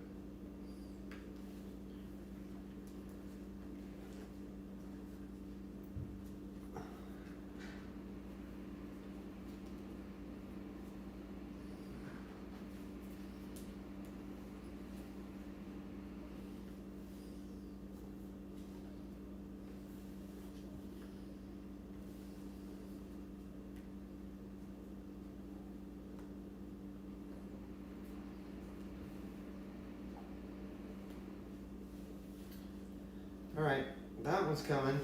How about this one?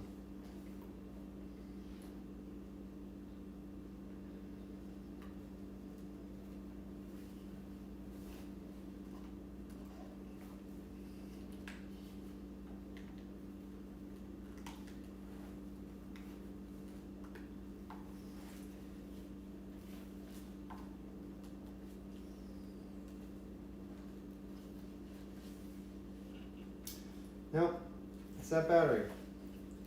That battery is not happy.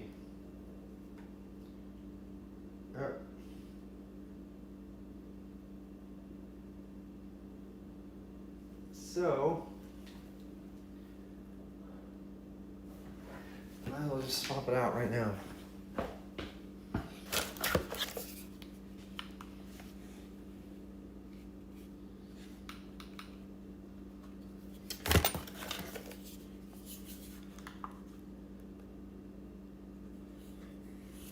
I'll just, I think we got overcharged.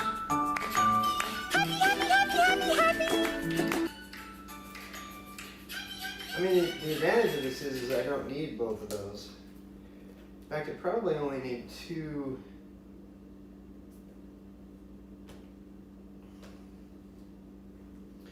Probably only need the two. As opposed to three.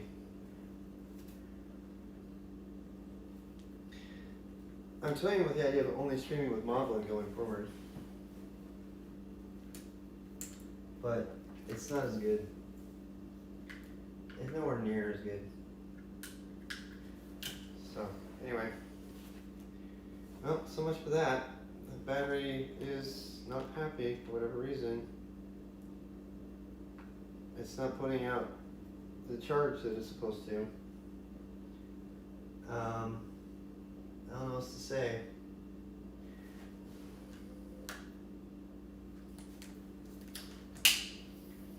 I wonder if this will work. This is the actual battery that came with it.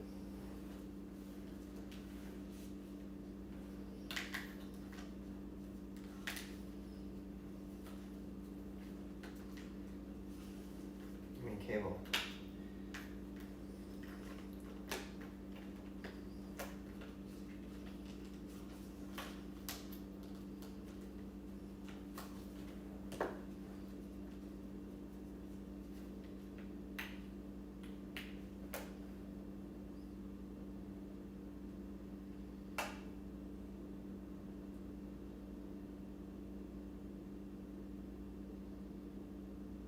I wonder if it's because I upgraded this modem. and it's more picky about the cable now. It's fine with this cable. That makes me wonder. I wonder.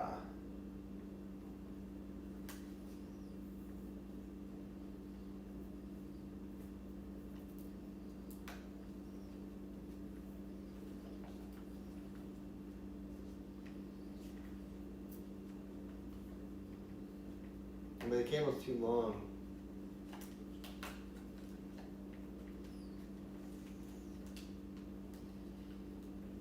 It works though.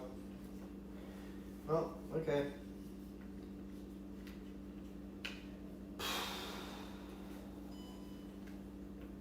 I think the port in that thing is dead. Something about that port is dead. Which is fine. Alright. Let's do this.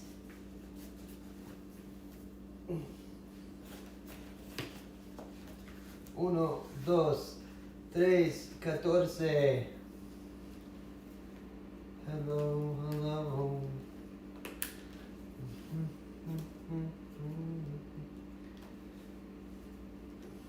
Everything I'm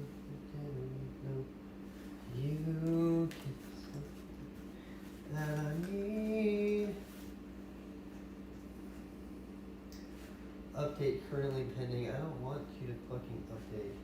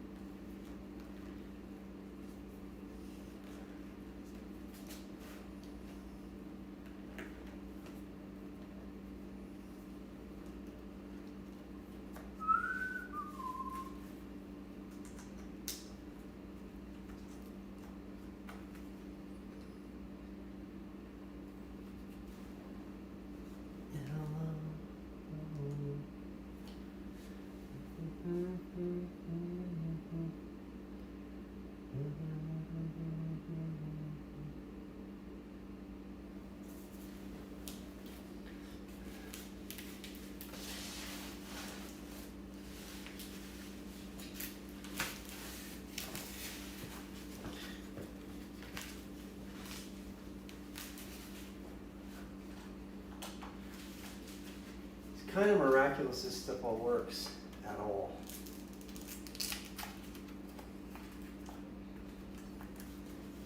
There.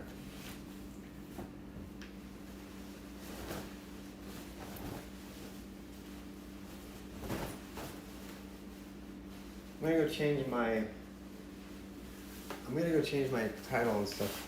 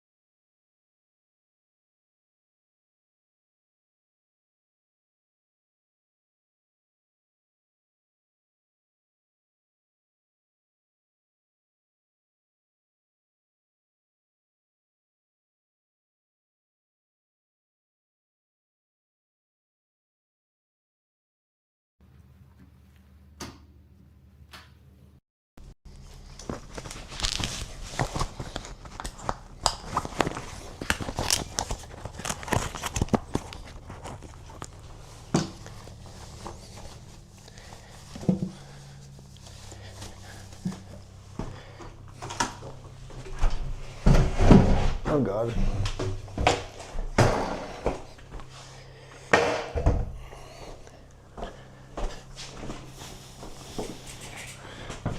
I'm pretty sure I'm gonna just give my mountain bike to Gordon once I get the other bike working. I can always buy a new one later.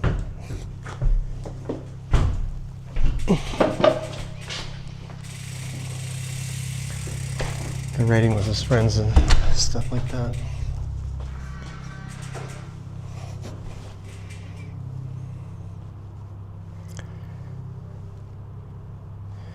Quiet for a while, all of a sudden I was here.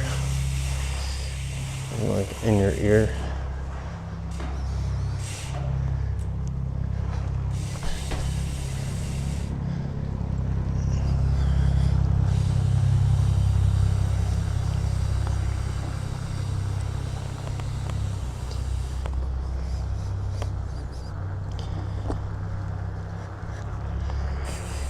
I didn't choose the title. Oh well.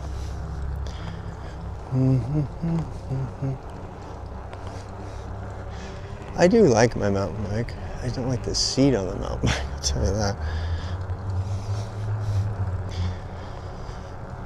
Yeah, it won't change on the top of the screen. I'm gonna make a server that detects changes. I'm gonna add that to my server so that it automatically changes it to whatever's on Twitch. So if you change it on Twitch, it changes it everywhere else. Like that's the safest way to do it. Well, let's go over here. It's kind of cold. Colder than I expected.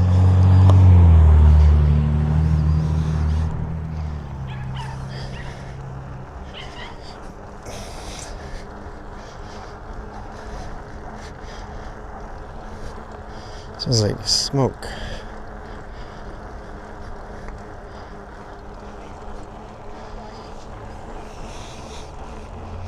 Hi.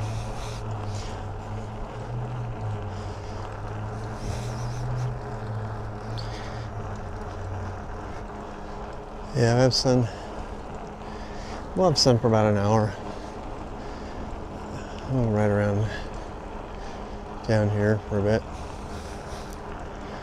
I don't really have an agenda. Just want to get out.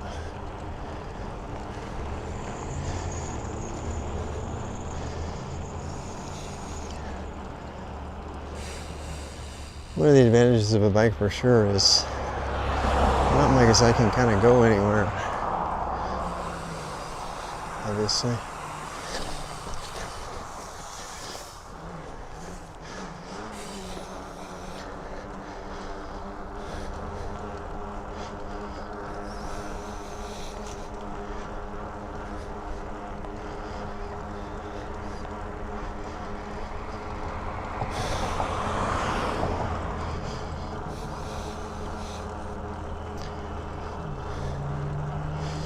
I think that's the answer. I think the answer is help people stay out of their own cults, the cults of their own mind, the cults of their own religions. The best thing you can do is teach people to think. Not even to get a tech job, it's teach them how to think, teach them how to reflect. Help them learn how to answer their own questions. That's what I want to do.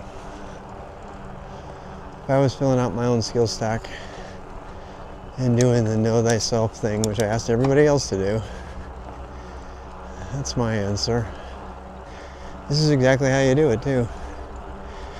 You go out for a bike ride, be brutally honest with yourself.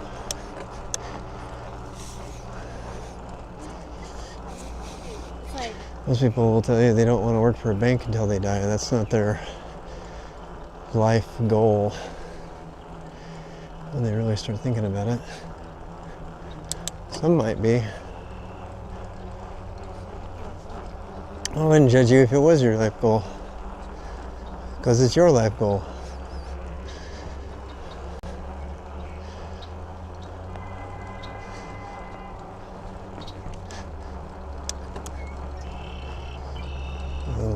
end of... You can't hide your true self from lactic acid. It could probably be a quote. God, I'm gonna have to put a jacket on. It's cold. Super fragrant. God, look at this green lawn already. It's they definitely irrigate it. Hey, family.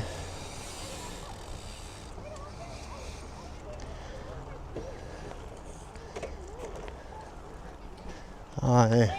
Perky, sorry. No, you're fine. Sounds fun. Young family. Is it weird that I like hanging out in the suburbs with the young families more than I do in the mountains? They're so cute. All at different stages of life.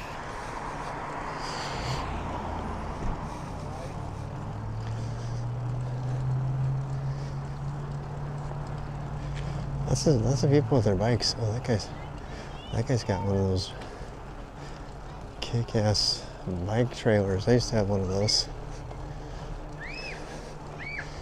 I really love biking around in the suburbs. I don't know why. It used to trigger me, but it doesn't trigger me at all anymore.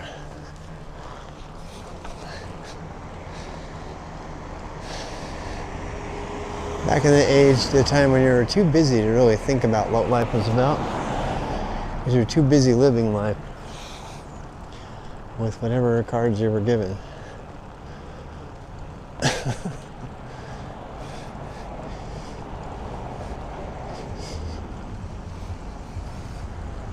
This is not a good road for cycling right here.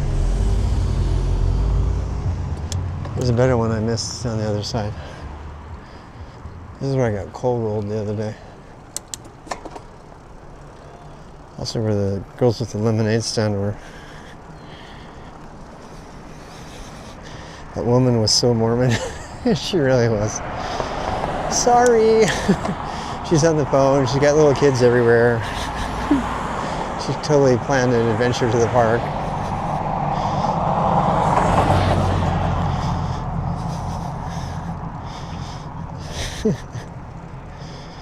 Biking on an island. We don't need another suspect.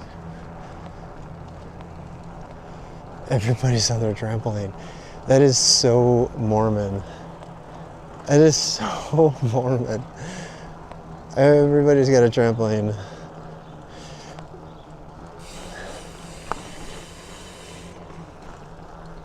Ooh. Hi.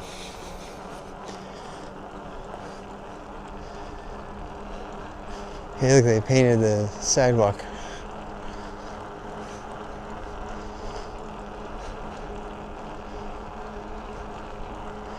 My tires are complaining. They're like, why are we on the pavement? You hear them whining? They're whining at me.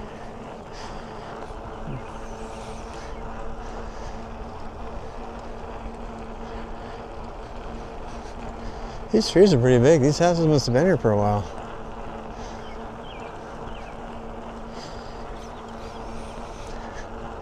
Subaru, that's a nice Subaru. Oh, it's an XT, that's why. Oh. Yeah, there you go. Big, expensive RV that they never use. Parked. Hey, look, we found a cul-de-sac. You dare me to go across somebody's backyard? That backyard doesn't have a fence. I could go right through it and get through. I won't do that. This is a really old neighborhood because they still have mailboxes. They don't do that anymore. This is the most white Mormon neighborhood you could possibly imagine. That's not a bad thing, I'm just noting it.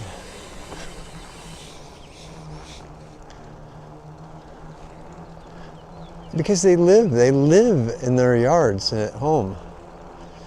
That's like everything. I bet this is a suburb. I bet this is one too. Alright, I'll turn our TIRL on.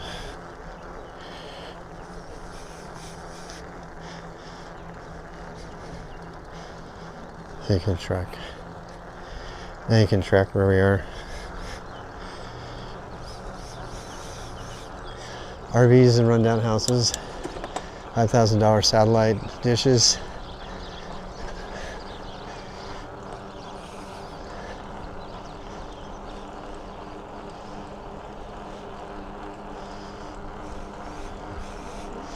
Barbecue in the back of a random. Oh God, is this another end thing? So many cul-de-sacs. Hi. Oh God, shooting hoop in the driveway is so Mormon. I did that growing up. Shooting hoops in the driveway.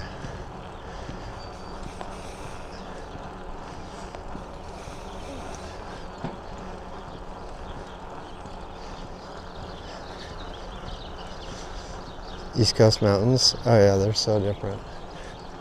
These are just hills right here. Although they don't have much snow on the top. I could bike to the top of those before the end of the day if I wanted.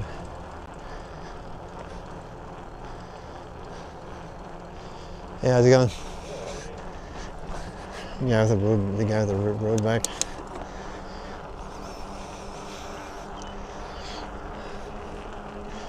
Yeah, guys, these guys look really nice. They were friendly too. Did you see that? They said, "How are you?" They were super friendly. Cyclists, these for sure. Did you see that guy? I think I had a road bike in the back. Mountain climbing? I don't know. Do I have to pick? I really love rock climbing, but I can't do it every day.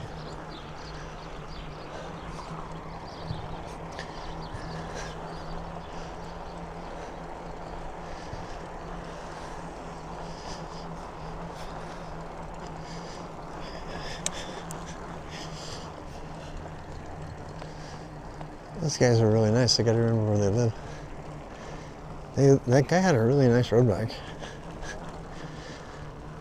Maybe I'll just find a friend here and go road biking. Look how big this road is. In the middle of the neighborhood. It's fucking huge. Huge. Huge, as Doris used to say. In New York accent. Huge.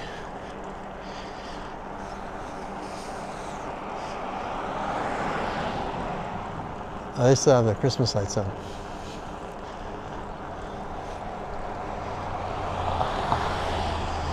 People are driving pretty slow here, though. That's nice. I mean, they'd be screaming maximum. Oh wait, we have Scooter Bros. Scooter Bros to the left.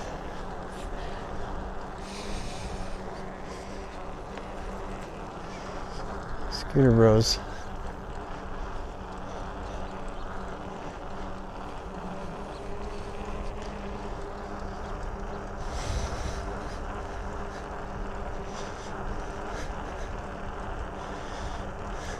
That looks like a drag strip, right?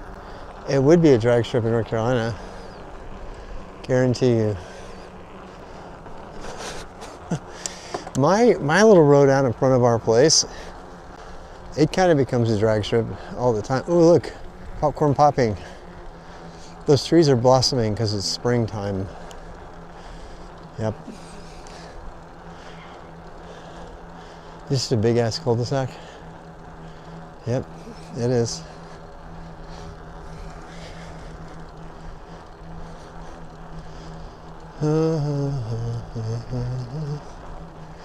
That guy's got a dirt bike in his garage. He's taking it all apart. They have a big old southern porch and Corvette. Rusted out truck. It's pretty much Utah right there. Random fault line in the asphalt.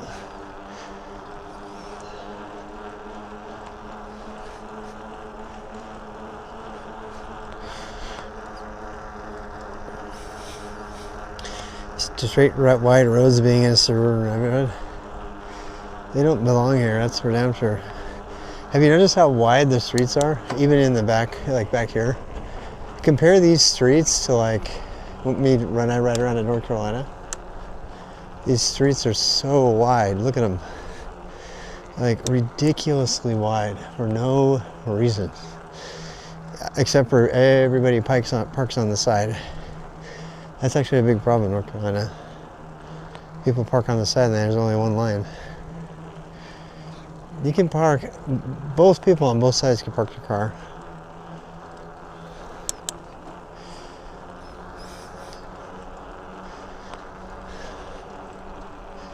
Is this another cul-de-sac? Oh my God.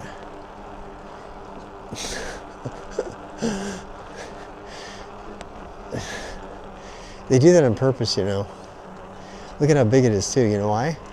You know why this big old cul-de-sac exists? So they can do 4th of July parties and the whole neighborhood comes out in the cul-de-sac. Lights off all their fireworks and everything. They can put basketball hoops in the middle of the street. Car! Like that scene from Michael Myers. God, look at all them bikes. The family of bike riders right there. So suburban. This is so Utah suburbia. It's insane. It really is. That's not even bad. I'm just Utah suburbia. Big ass yard in the back.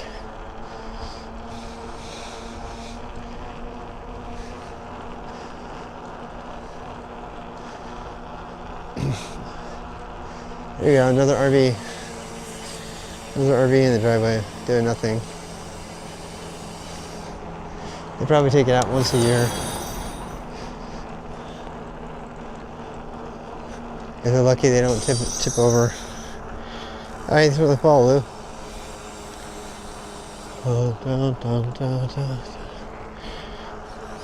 You're new here?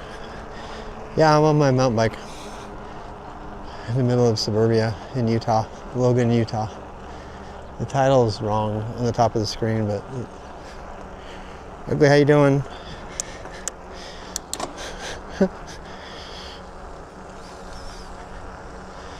It'll take you 30 minutes just to get to the main road. Well, I've already been down 3. Look at they're already irrigating their lawn. This is why there's no Colorado River anymore. Because you got to irrigate your lawn in the middle of the desert.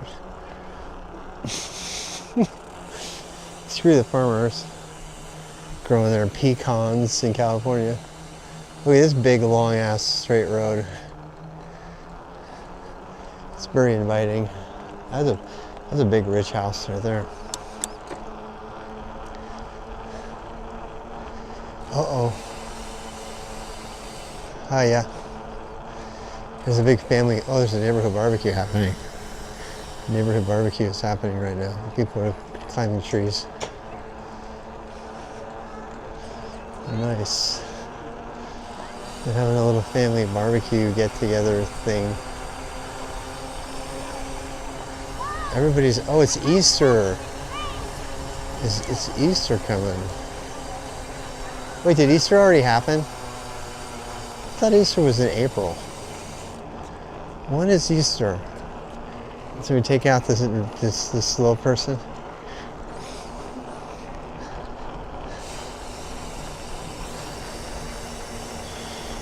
I'm familiar with pedal anime. I don't know what that is.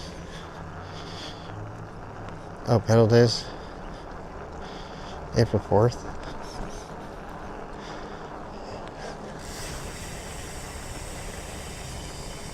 Yeah, sunset cycling tonight.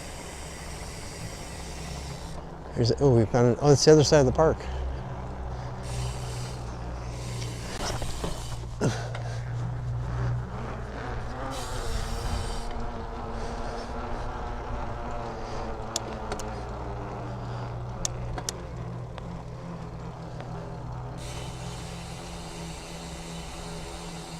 Do.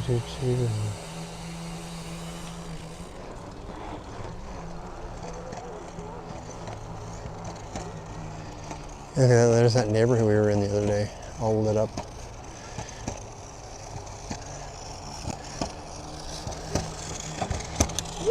It's okay. I scared that girl.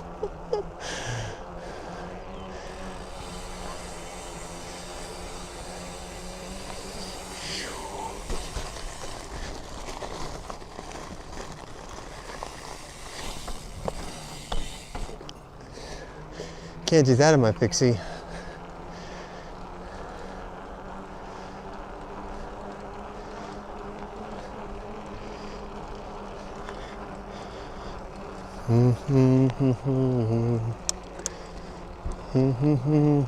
This is when everybody comes out because they're off school and everything.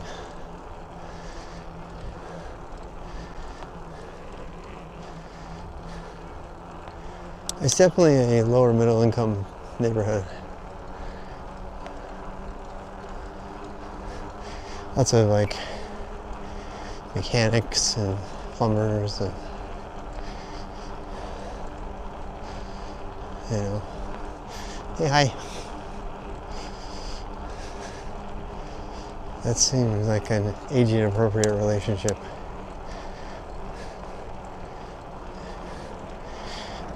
Did you see how old that guy was? He's very nice family. This segment brought to you by Amazon Prime. We're in every suburb. Love us. Wait, is this the same road I was just on? It is. All right. Well, let's go back.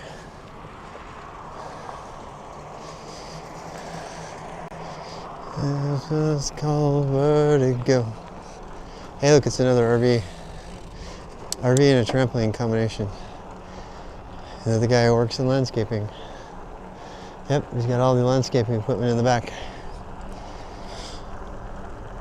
Lots of landscaping careers out here, apparently.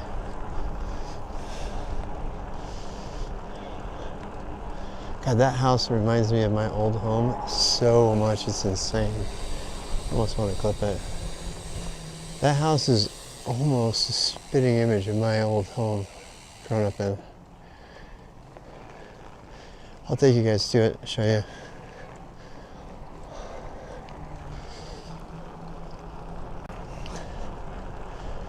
These houses, yeah. I'm guessing this is another cul-de-sac. Trampoline. Ooh, big ass patio. Very nice.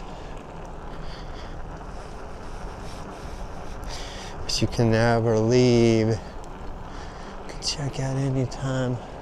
There's no lighting on the streets. Okay, there's one lamppost. So, ooh, trail. A trail.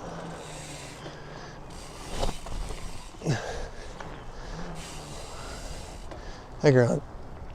Backyard playground. Another trampoline. A bunch of pussy willows. Red-winged blackbirds. More trampolines. Trampoline, trampoline, trampoline. Yeah, there's people who grow up and don't know how to jump on the trampoline. They actually exist. Oh, they got chickens. That's cool.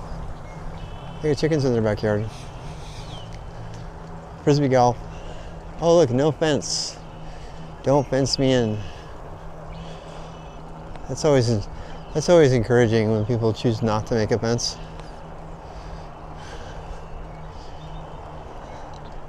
And now we're on the border of the condo country, which is lower income, usually. Not always. Look at this big old dedicated bike lane. I knew about this. I knew we were going to hit it. Wait, where does that go? I gotta know. I gotta know, where does that go? I'm gonna get go-heads going here though.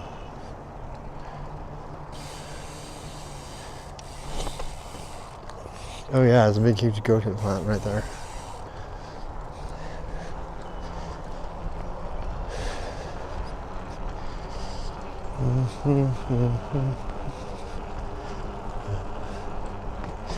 Why is the dog on the other side of the fence?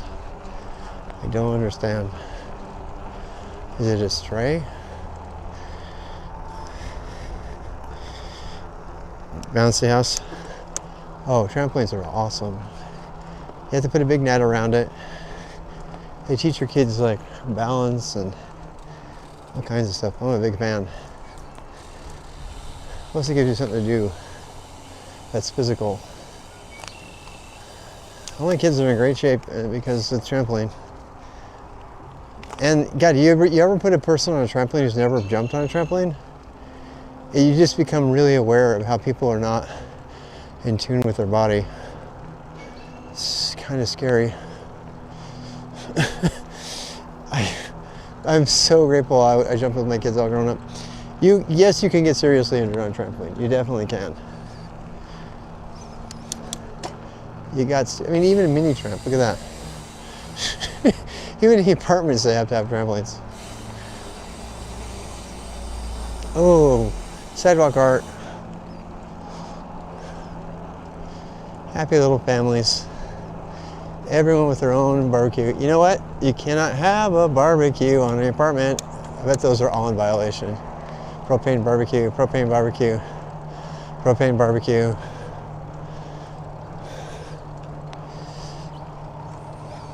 Oh, there's a school right here.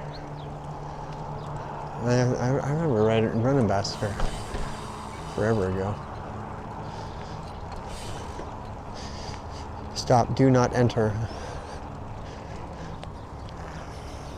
Paddle boat out here? Nah. I went to go check out the reservoir to see if I could, but I was like, kind of gross. I thought Lake Norman was getting gross. They were having people get seriously ill. They enclosed entire parts of the lake, and now I'm like, I don't know which is worse.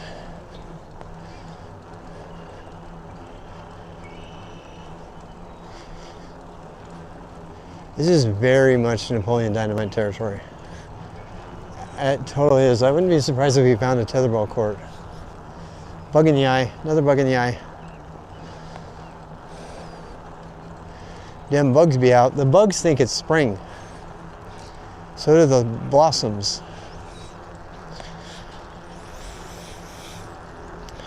An arm and an ankle at the same time.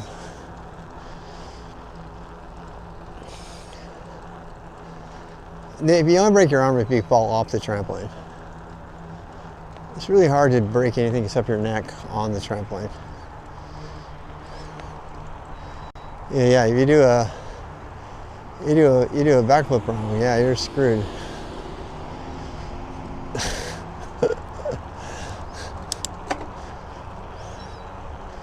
This is, I'm guessing this is an elementary school based on the height of the basketball hoops.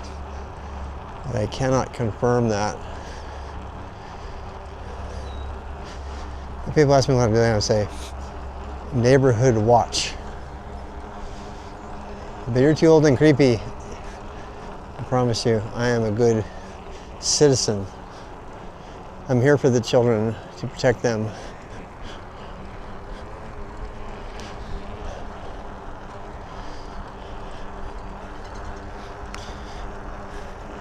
Possible injury, yeah. Yeah, but you're talking to a Gen Xer. That's all I have to say. Concern for bodily harm as a Gen Xer. When everybody came to school with a cast after the weekend, there's always one person with a cast. You don't ever find anybody with a cast anymore. When's the last time you saw anyone with a cast on? Especially a kid. Some would say that's progress. I don't know. Hey.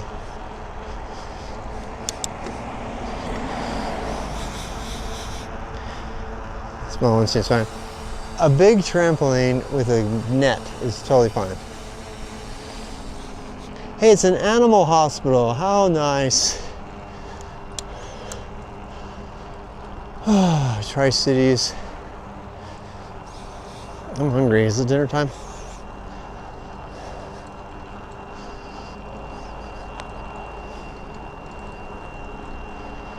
You know, I thought I was going to be laid out in bed with dental surgery today, but truth is, it was pretty minimal.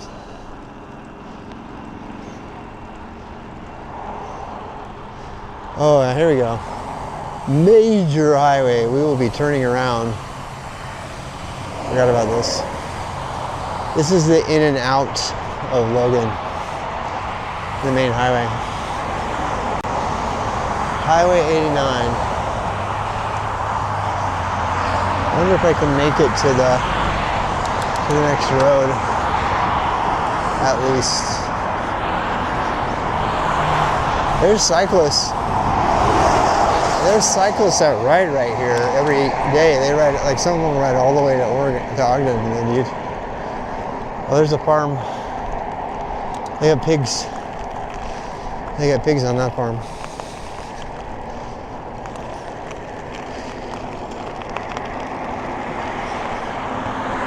Imagine living here.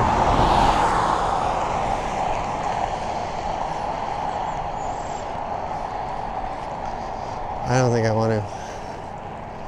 All right, we're on to a happy, safe road.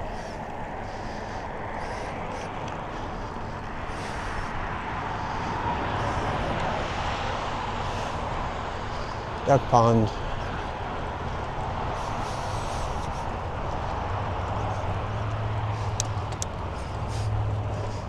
Puppy statues baked in the sun, the desert sun. They have puppies on their mailbox too. They're really into dogs.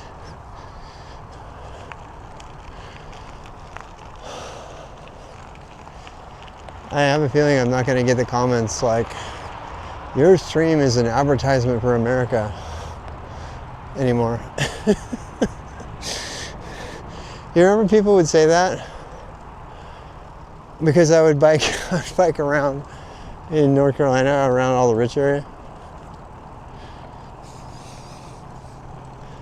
I guess it depends on what you like.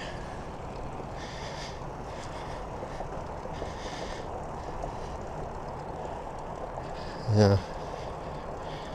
It is 7:30 for me, yeah.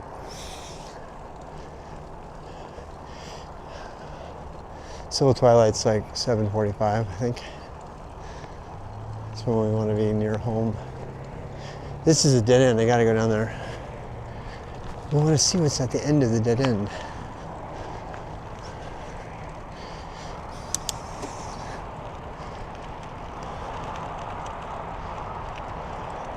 Is it an RV park or are they selling RVs?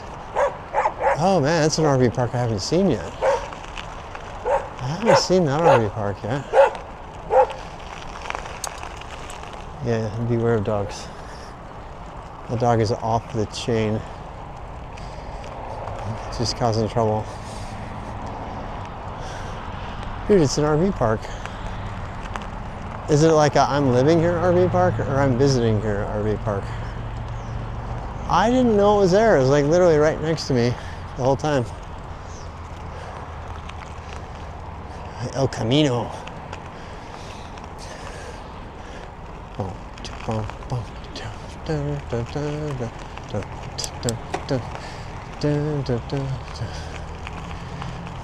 Oh wait, let's make sure to fence off the cul-de-sac. We don't want any ruffians walking back and forth. That's one thing I don't understand about Utah or any part. Like the unnecessary fencing off and borders between places.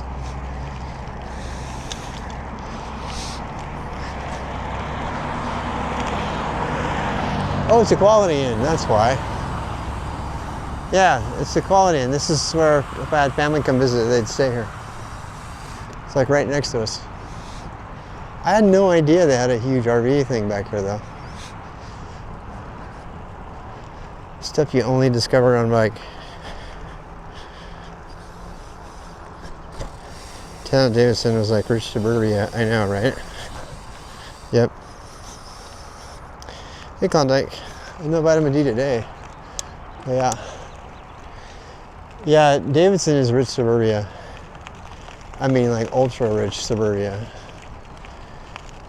you know, a bunch of really white assholes, not assholes, but how do they pay for this?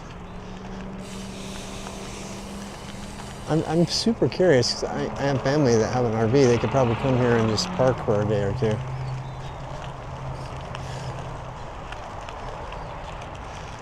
They got their hookups.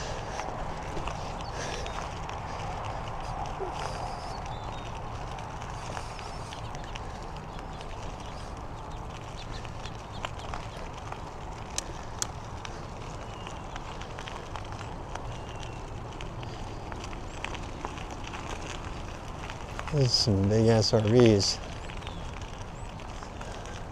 That one said Millstone. That's my last name in German.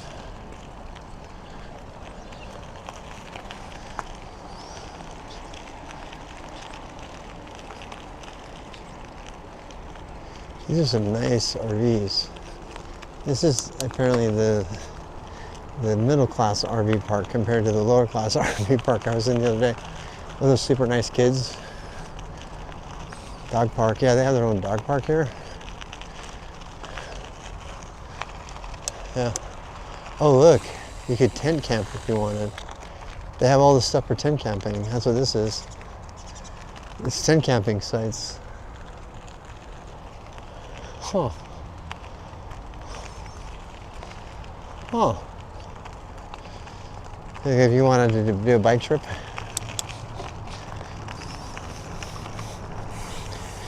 Some short term. Yeah, it does kind of like mix.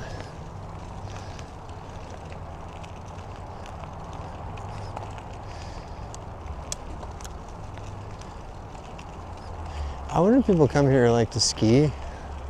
Oh no, this is not the place for that. There's better places to camp if you're gonna ski.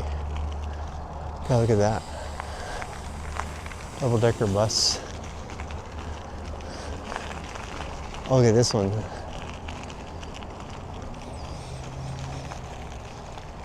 A big old bus.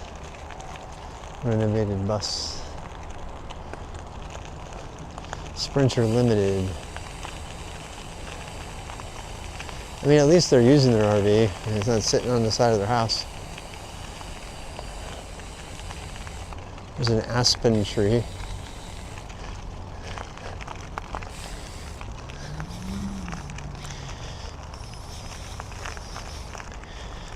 Nasty place.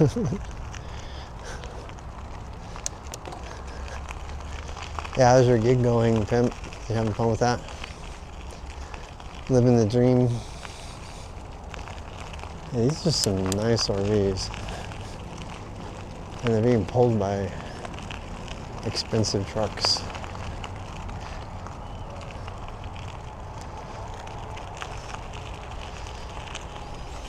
Yeah, they got e-bikes. That one's got all e-bikes. Yeah. This is a nice RV camp.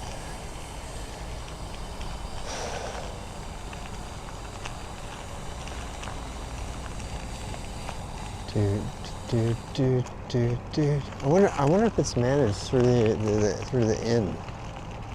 I'm guessing it might be.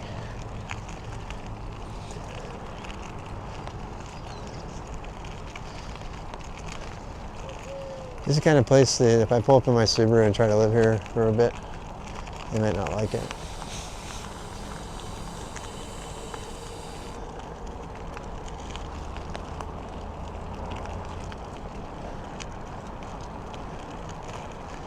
Even more RVs.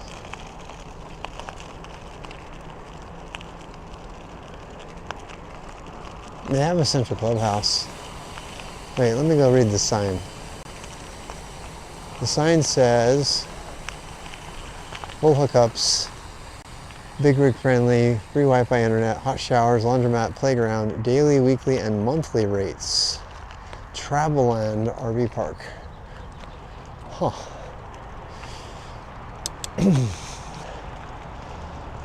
Eddie Bauer RV. What does that look like?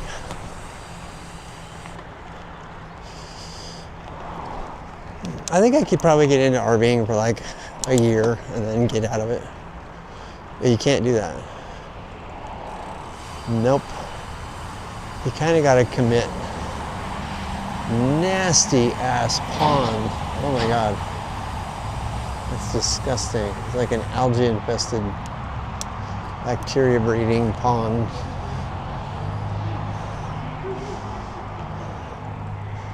Hotel is smoke free, it says.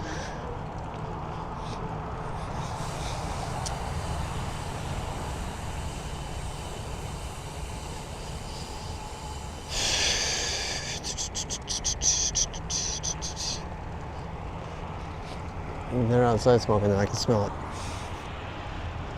Yeah, it makes me want to smoke.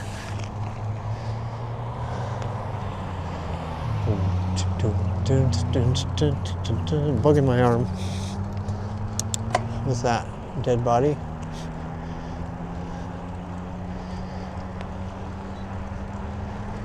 True trust isn't spoken, it's shown in massive advertisements painted on old barns.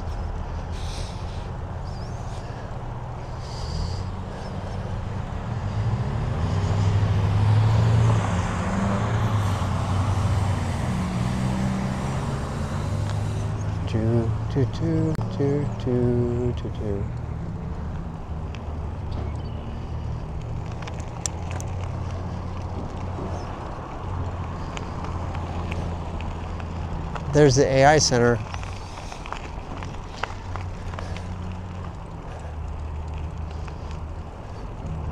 Orchestrated cow orgies for free, for money. There's a black cat out there watching the sunset. You see that? He's just sitting there looking at the sunset. Hey, Colo. Hookups. Yeah. E-bikes. I think e-bikes are great. The bus is pretty sick. The green bus. I think e-bikes are fine. I know a lot of people that would never go outside if they didn't have an e-bike. I mean, I know some people. So you can't really fault them, you know. I feel bad when I see kids on e-bikes, so. They're kids though. I'd be on somebody's like gas-powered. Oh, they're having a picnic. Oh, there's some teenagers having a picnic or something. They're playing cards or eating. What are they doing over there? They're having a night out. They're eating Arctic Circle. Here they're building the townhomes. I almost got one. They're building the townhomes with the garages.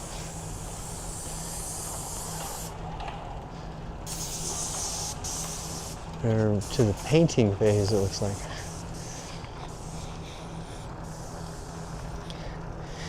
E-scooters, yeah. E-scooters will kill your ass. They're fun though.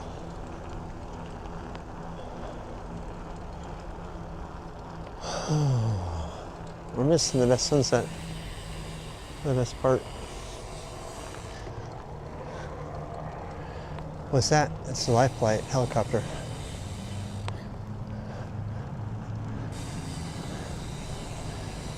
Problem is now is I kind of got to stay here because if I get stuck, I won't have lights.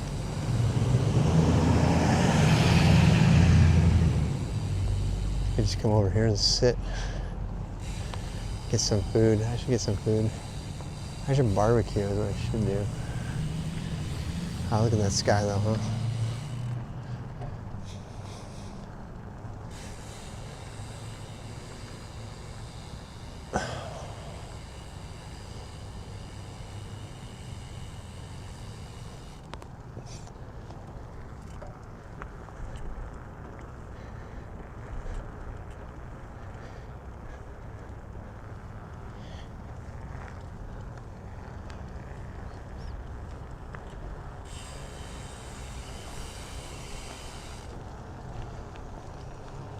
Thinking about actually putting a water bottle on my fixie. If I put a water bottle on my fixie, And if I put the rack on it, I'll be able to take it anywhere. Wait, why is this closed off? That should not be closed off. I know how to get around that.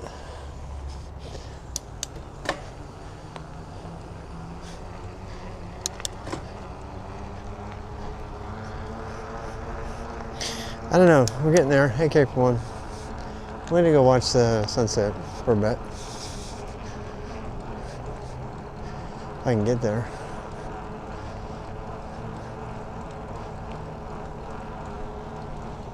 Does this go through? I think it does.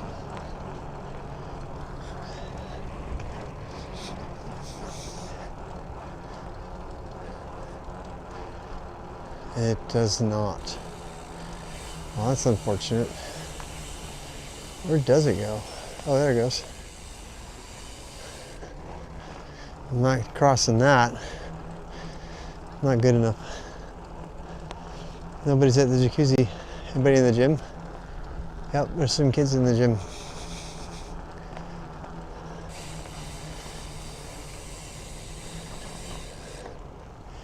We could go sit on top of this mountain over here. Couldn't do this in a pixie.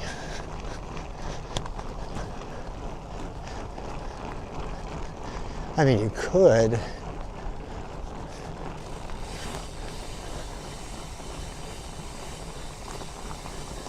We are going to ascend the mountain.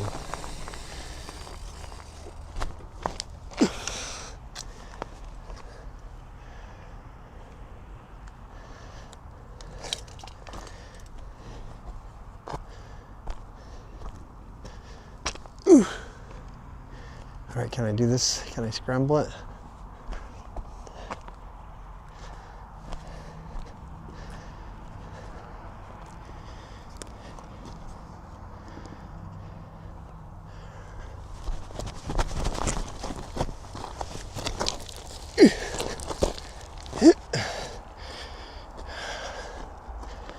'The conquering hero. King of the hill.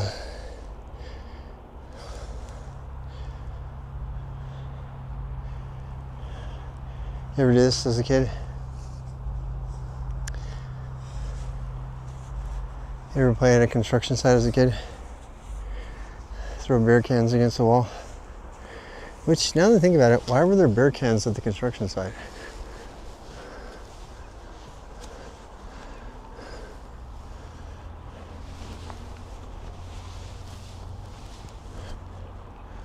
Right?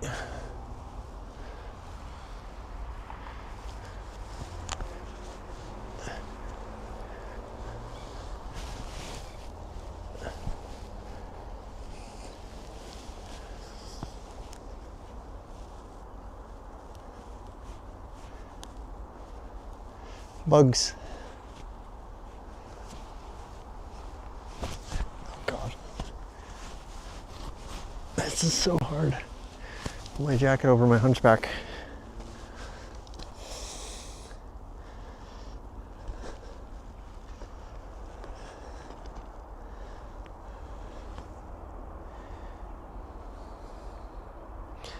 %. This is Utah. Yep. You would do the same thing. What kid doesn't want to climb up the rock pile?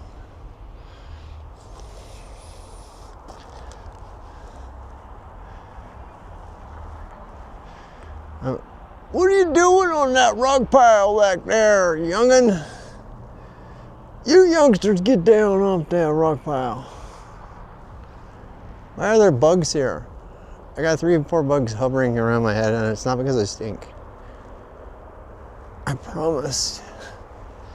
Oh wait, can you see that? Wait.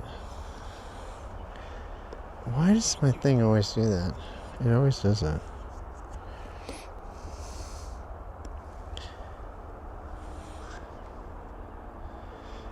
Look up there. You see the moon up there? You rock on the rock pile, don't break a hip or a knee.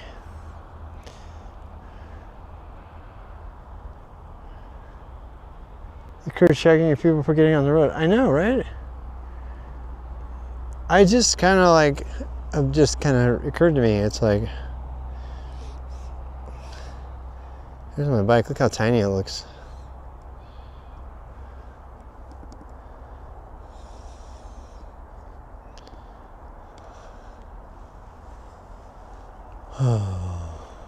Sure is peaceful. Not the same as sitting at the side of the lake. Quite a different experience. Still beautiful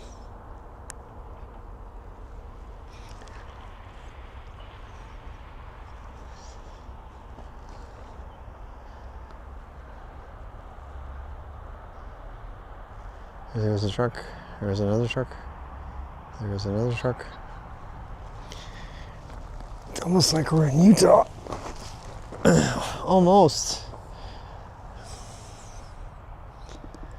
The more you do, the less likely you are to break. Amen, sister.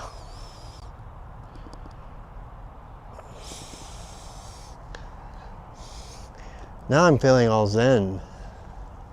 I'm literally like sitting cross-legged on the top of a pile of rock, watching the sunset. I could have walked here. Hell, maybe I will one of these days. Maybe one day I'll just walk here and bring my beer. Oh my God, I have a beer back in the apartment. Should I go get it? But then the sunset will be dead. The sunset will be gone. I'll do that tomorrow since nobody's here. Yeah. I'm not opposed to like one alcoholic beverage in order to induce the zen.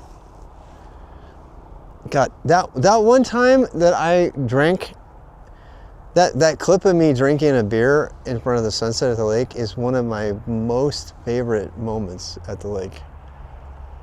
Because I had like everything around me, like the sun and the heat and the descending sunset and the waves lapping up, and I was drinking like 8% IPA. It was awesome.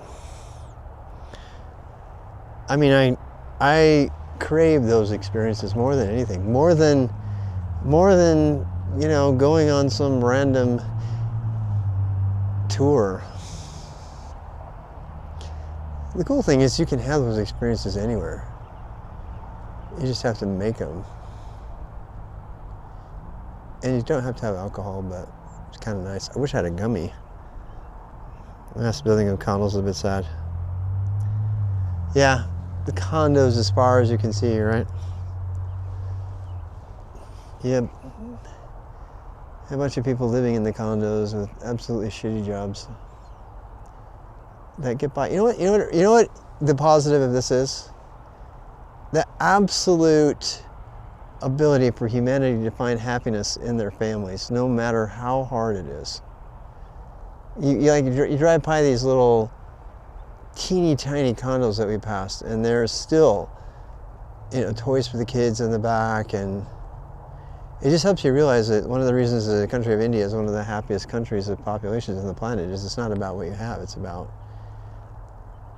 it's about your perspective.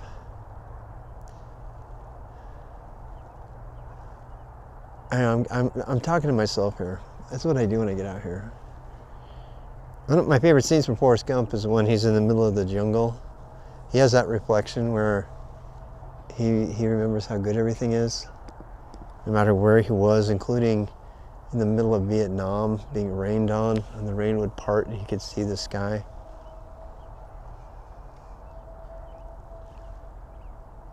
Then again, it's just a reminder that nature has tricked us into thinking, oh, this is beautiful. Why do we think a sunset is beautiful? What's the purpose of that in nature? Why would evolutionary biology dictate that that sunset is beautiful? Why can't we even see it?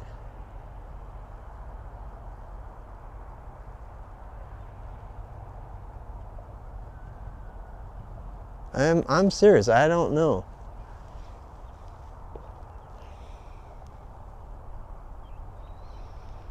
I don't see anybody sees these buildings and goes, I want to live like this. Well, I saw this building and I said, I want to live like that because it had a jacuzzi, a gym, a clubhouse, and good Wi-Fi, and I could live there with my kids. I am so excited to move back to see them. I was just texting with my daughter, and we were talking about, we're already planning Christmas and how we're going to have a big Christmas gathering. I'm going to buy her a piano over there, and we'll sing Christmas carols, you know, and do the thing, you know. I never had that. Not as a father, anyway. That's not true. I haven't had that since my kids were really young. Since my oldest was 13 years old, 12 years old. Last time I had a really good Christmas celebration with my family. That wasn't my extended family, which that's also fun. I'm really looking forward to it. Adopted grandkids. I know I can have that now. I'm really excited. I'm like feeling emotional. I can't wait to be with them. They've struggled so hard, so many of them, to be who they are, and now they've found happiness. It's really the only thing I want.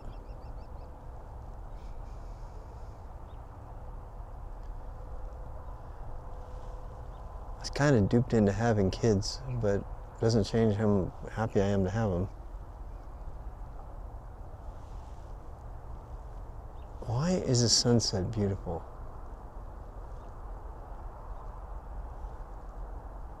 What purpose does it serve?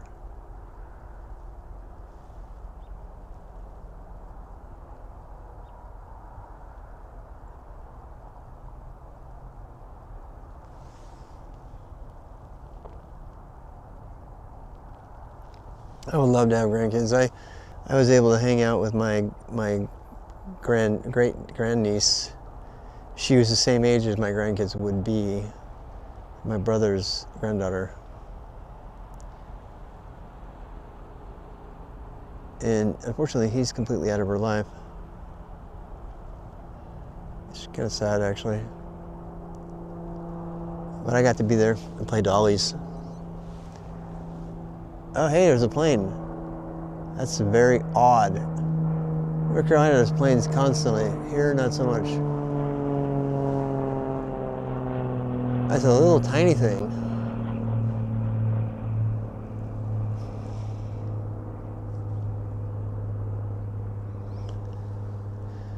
Yeah, I'm not gonna have grandkids. I'm not sad about it, though. I can make my own grandkids. This is something I've been realizing a lot lately. I've been writing a lot about it, is that you can make your own family. You can. And I'm not talking about sex. I'm talking about, I used to work in a women and children's shelter, and those kids were my kids, man. And I cannot wait to get back to it. I cannot wait. No mini Gordons. Or your grandkids.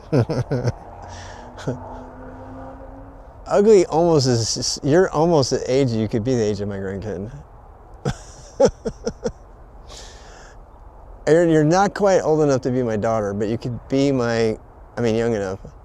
Wait, what am I saying? You're kind of that age, though. You're like in between. A commitment to tutor others. You're older than my children. I think you are older than my children. I think you are. My oldest is 30. He turned 30 this year. I think. I never see him. He's autistic and he's been poisoned against me. Other kids would try to call me and he would scream at them. Don't call him. Why are you calling him? He literally thinks I'm the reason for the whole downfall of our family. We're all going to hell. He believes that. He's 100% in the cult.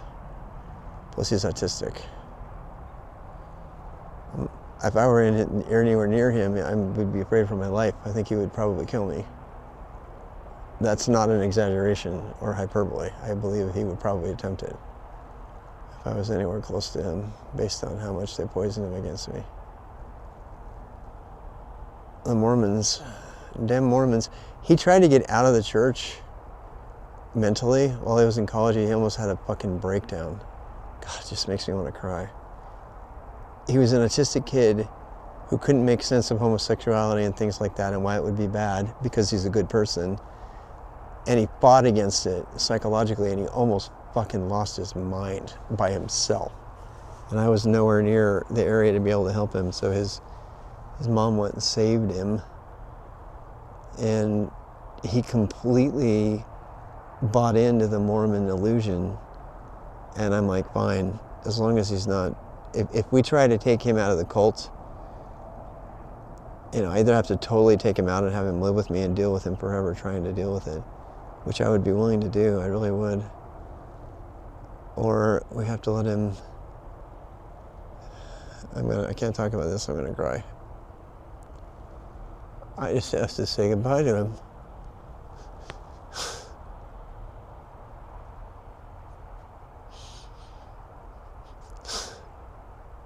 He's stuck in that fucking cult.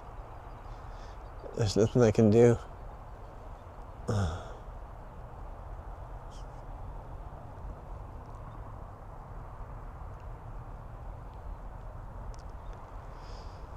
I still love him though.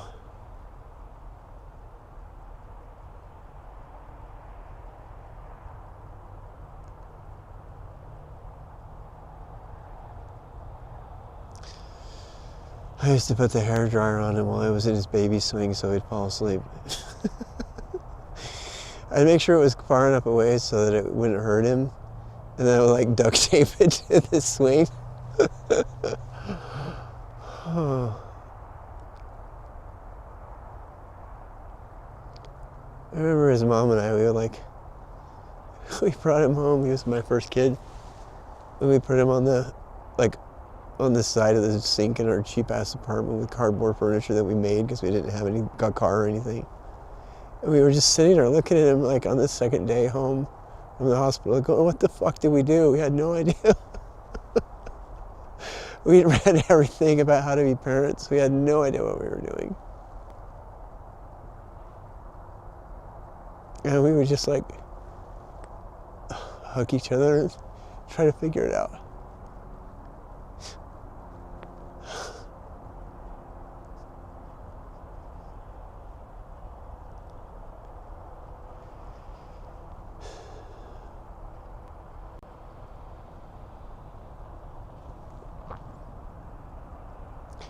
We were all really into that black and white and red stuff, right? We put that stuff above his bassinet or whatever, above his like crib, and we would tie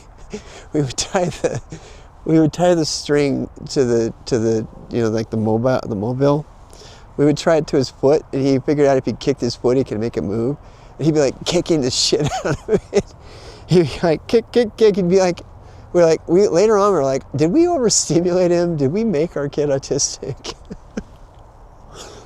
Because we were reading everything about how we needed to activate, you know,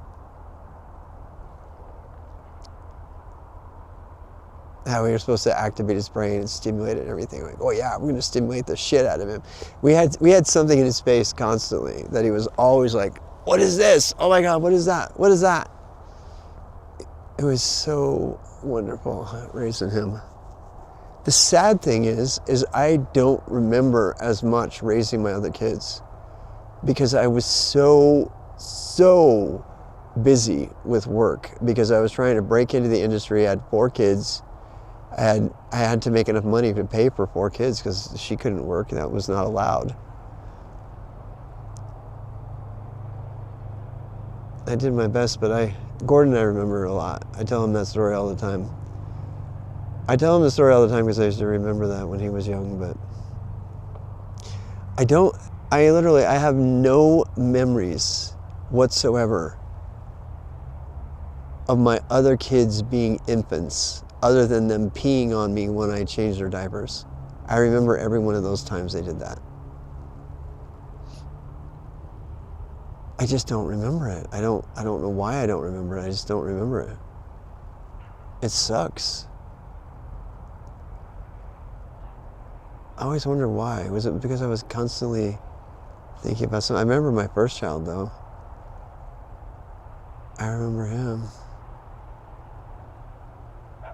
I think the reason I remember him so much is because his mom was still going to school. So I had to watch him. I was stuck watching that baby at home.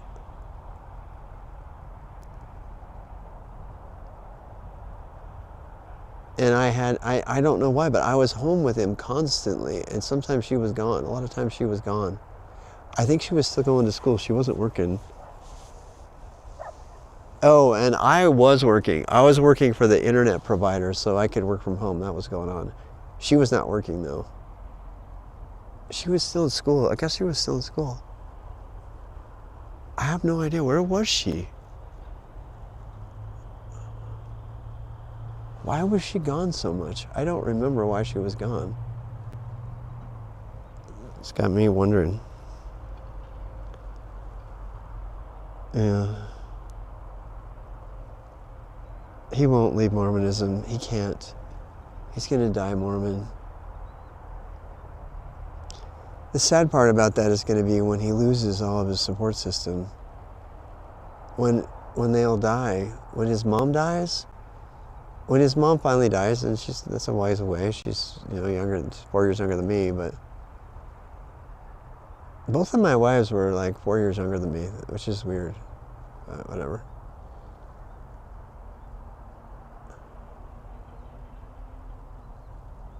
I mean, what happens when he loses all the Mormons that are supporting him and stuff? I guess he never will, because he'll always have the Mormon church. The one thing about the Mormons I will say is they take care of their own. It's one of the reasons people stay for so long. They really take care of you. My mom and dad raised 8 kids, and it went through massive financial hardship, and the church supported us the entire time. They got us food, they got us money, they paid our power bills.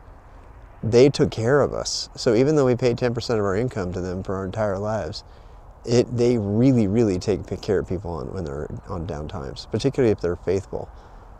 In fact, the world could learn a lot from that level of commitment. Seriously, the Mormons straight up live socialism. They do. They live a form of socialism. 100%. Because they have to take care of each other. It's God's commandment. But they don't take care of you if you're a homeless person on the side of the street, though.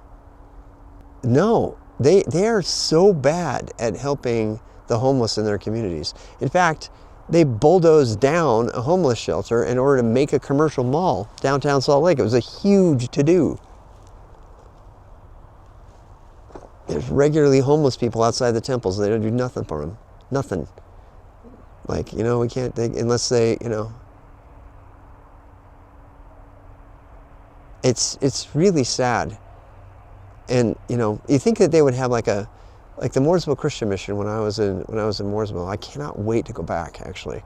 I am going to give, I forget her name, but I'm going to give the owners of the Mooresville Christian Mission a big ass hug, and I'm going to say, I am back.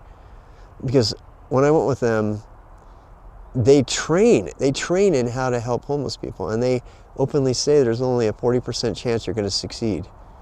But they give them training about how to help them break out of poverty,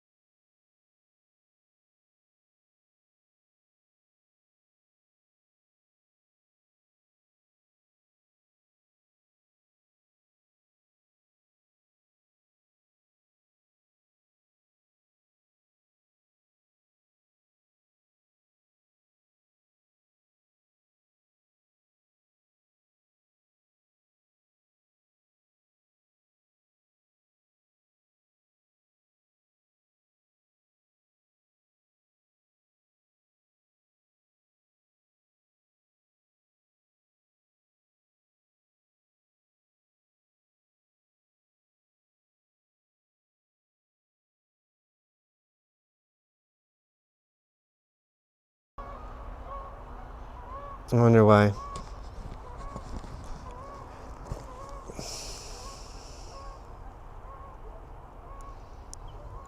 The camera got disconnected somehow. The geese just passed. The final thought I was going to say is, by their fruits ye shall know them.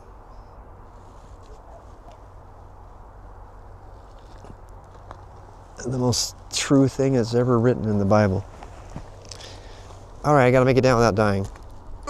Here we go.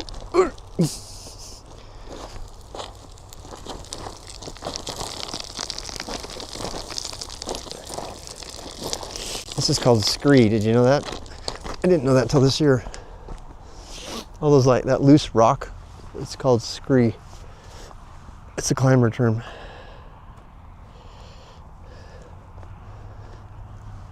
You want to claim to be the Church of Jesus Christ? I don't know, maybe do things Jesus would do. Let's start there. Jesus would not spend 3 hours in church. Actually, he did. He gave these big old sermons to everybody. But then he also fed everybody there.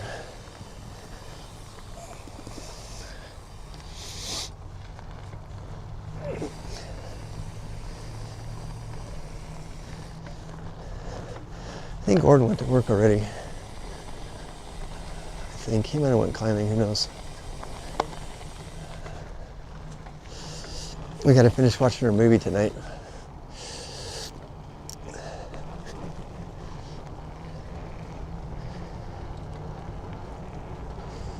I'm kind of like enjoying every last second with the guy. He's gonna be off doing his own stuff very soon again. It'll just be me and my friends.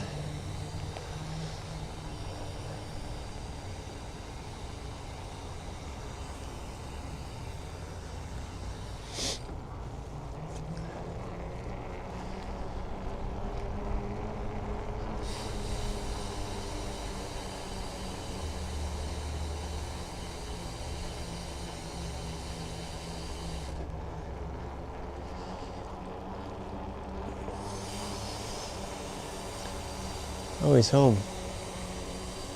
Huh. I don't think I could do that in a Pixie. I kind of want to learn though.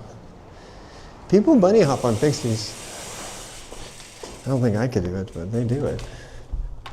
It's definitely a thing people do.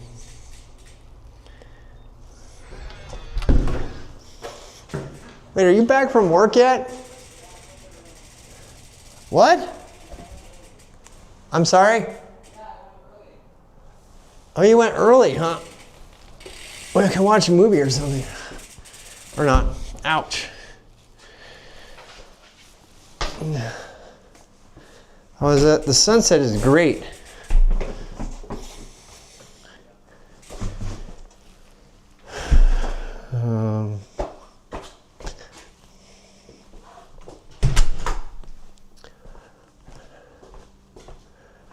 I think we're done tonight, guys. Go do something else. Or are you planning on streaming or something?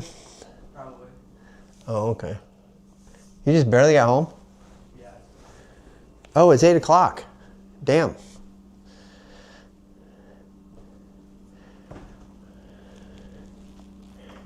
What should we eat?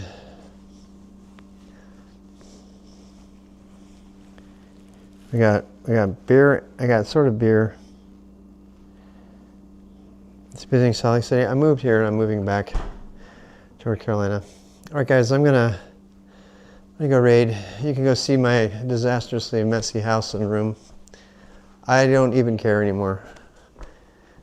I've tried my hardest to make a house and then organize everything. The reason everything is all over the ground is because I was trying to organize it. I was trying to like get it. Truth. That's why. That's pretty bad. So I'm probably if I come back at all, it'll be the code. So let's go raid somebody. Ugly, are you streaming? Is she there? Who's streaming that we can raid?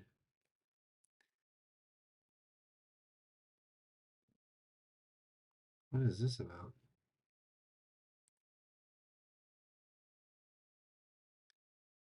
Yeah, liberals, capitalists pick this story for us. Interesting. Interesting topic there offline.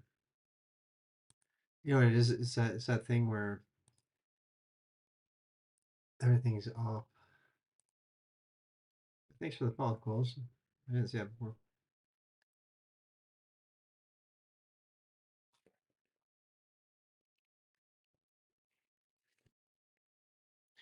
Portuguese. Yeah, how you doing? Thank you. Yes, you're welcome. I was gonna read you, but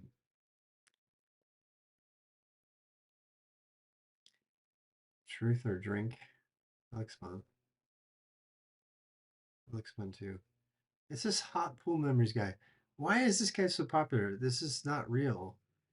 It's just a bunch of rewinded stuff.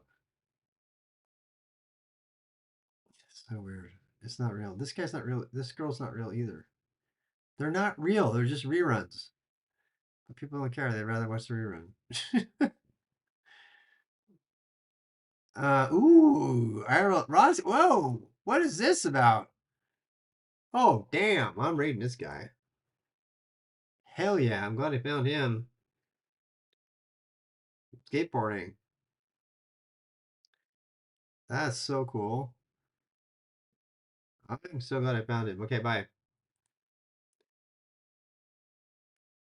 Skate at your own risk. No bikes, coasters, or scooters or other wheel devices allowed. Experienced skaters shall give less experienced skaters all in the rules. Any issues?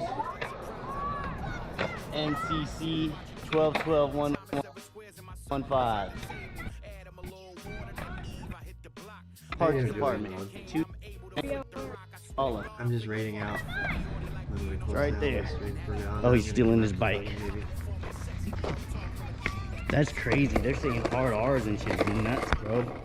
These little kids are like, when you grow up in a neighborhood that's like suburban like that, dude, and you don't like live in a fucking, I guess what is the word, entitled?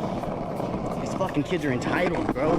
And like they don't get their ass whooped like they should. Like when I was a kid, bro, if I was fucking start talking crazy, I'll get my ass beat for damn sure. By my mom or my fucking grandpa or some shit. But it's like these kids don't get consequences for the shit that they do, and they keep getting away with it. Is what I'm saying. Like they've been going through the fucking city for years, popping wheelies in front of cars for years, bro. It's been years like this. And then just the other month, they went onto the freeway and they started doing the takeover on the freeway. And it caused hella traffic. The city's all backed up. They had to call the fucking police and do the whole fucking deal.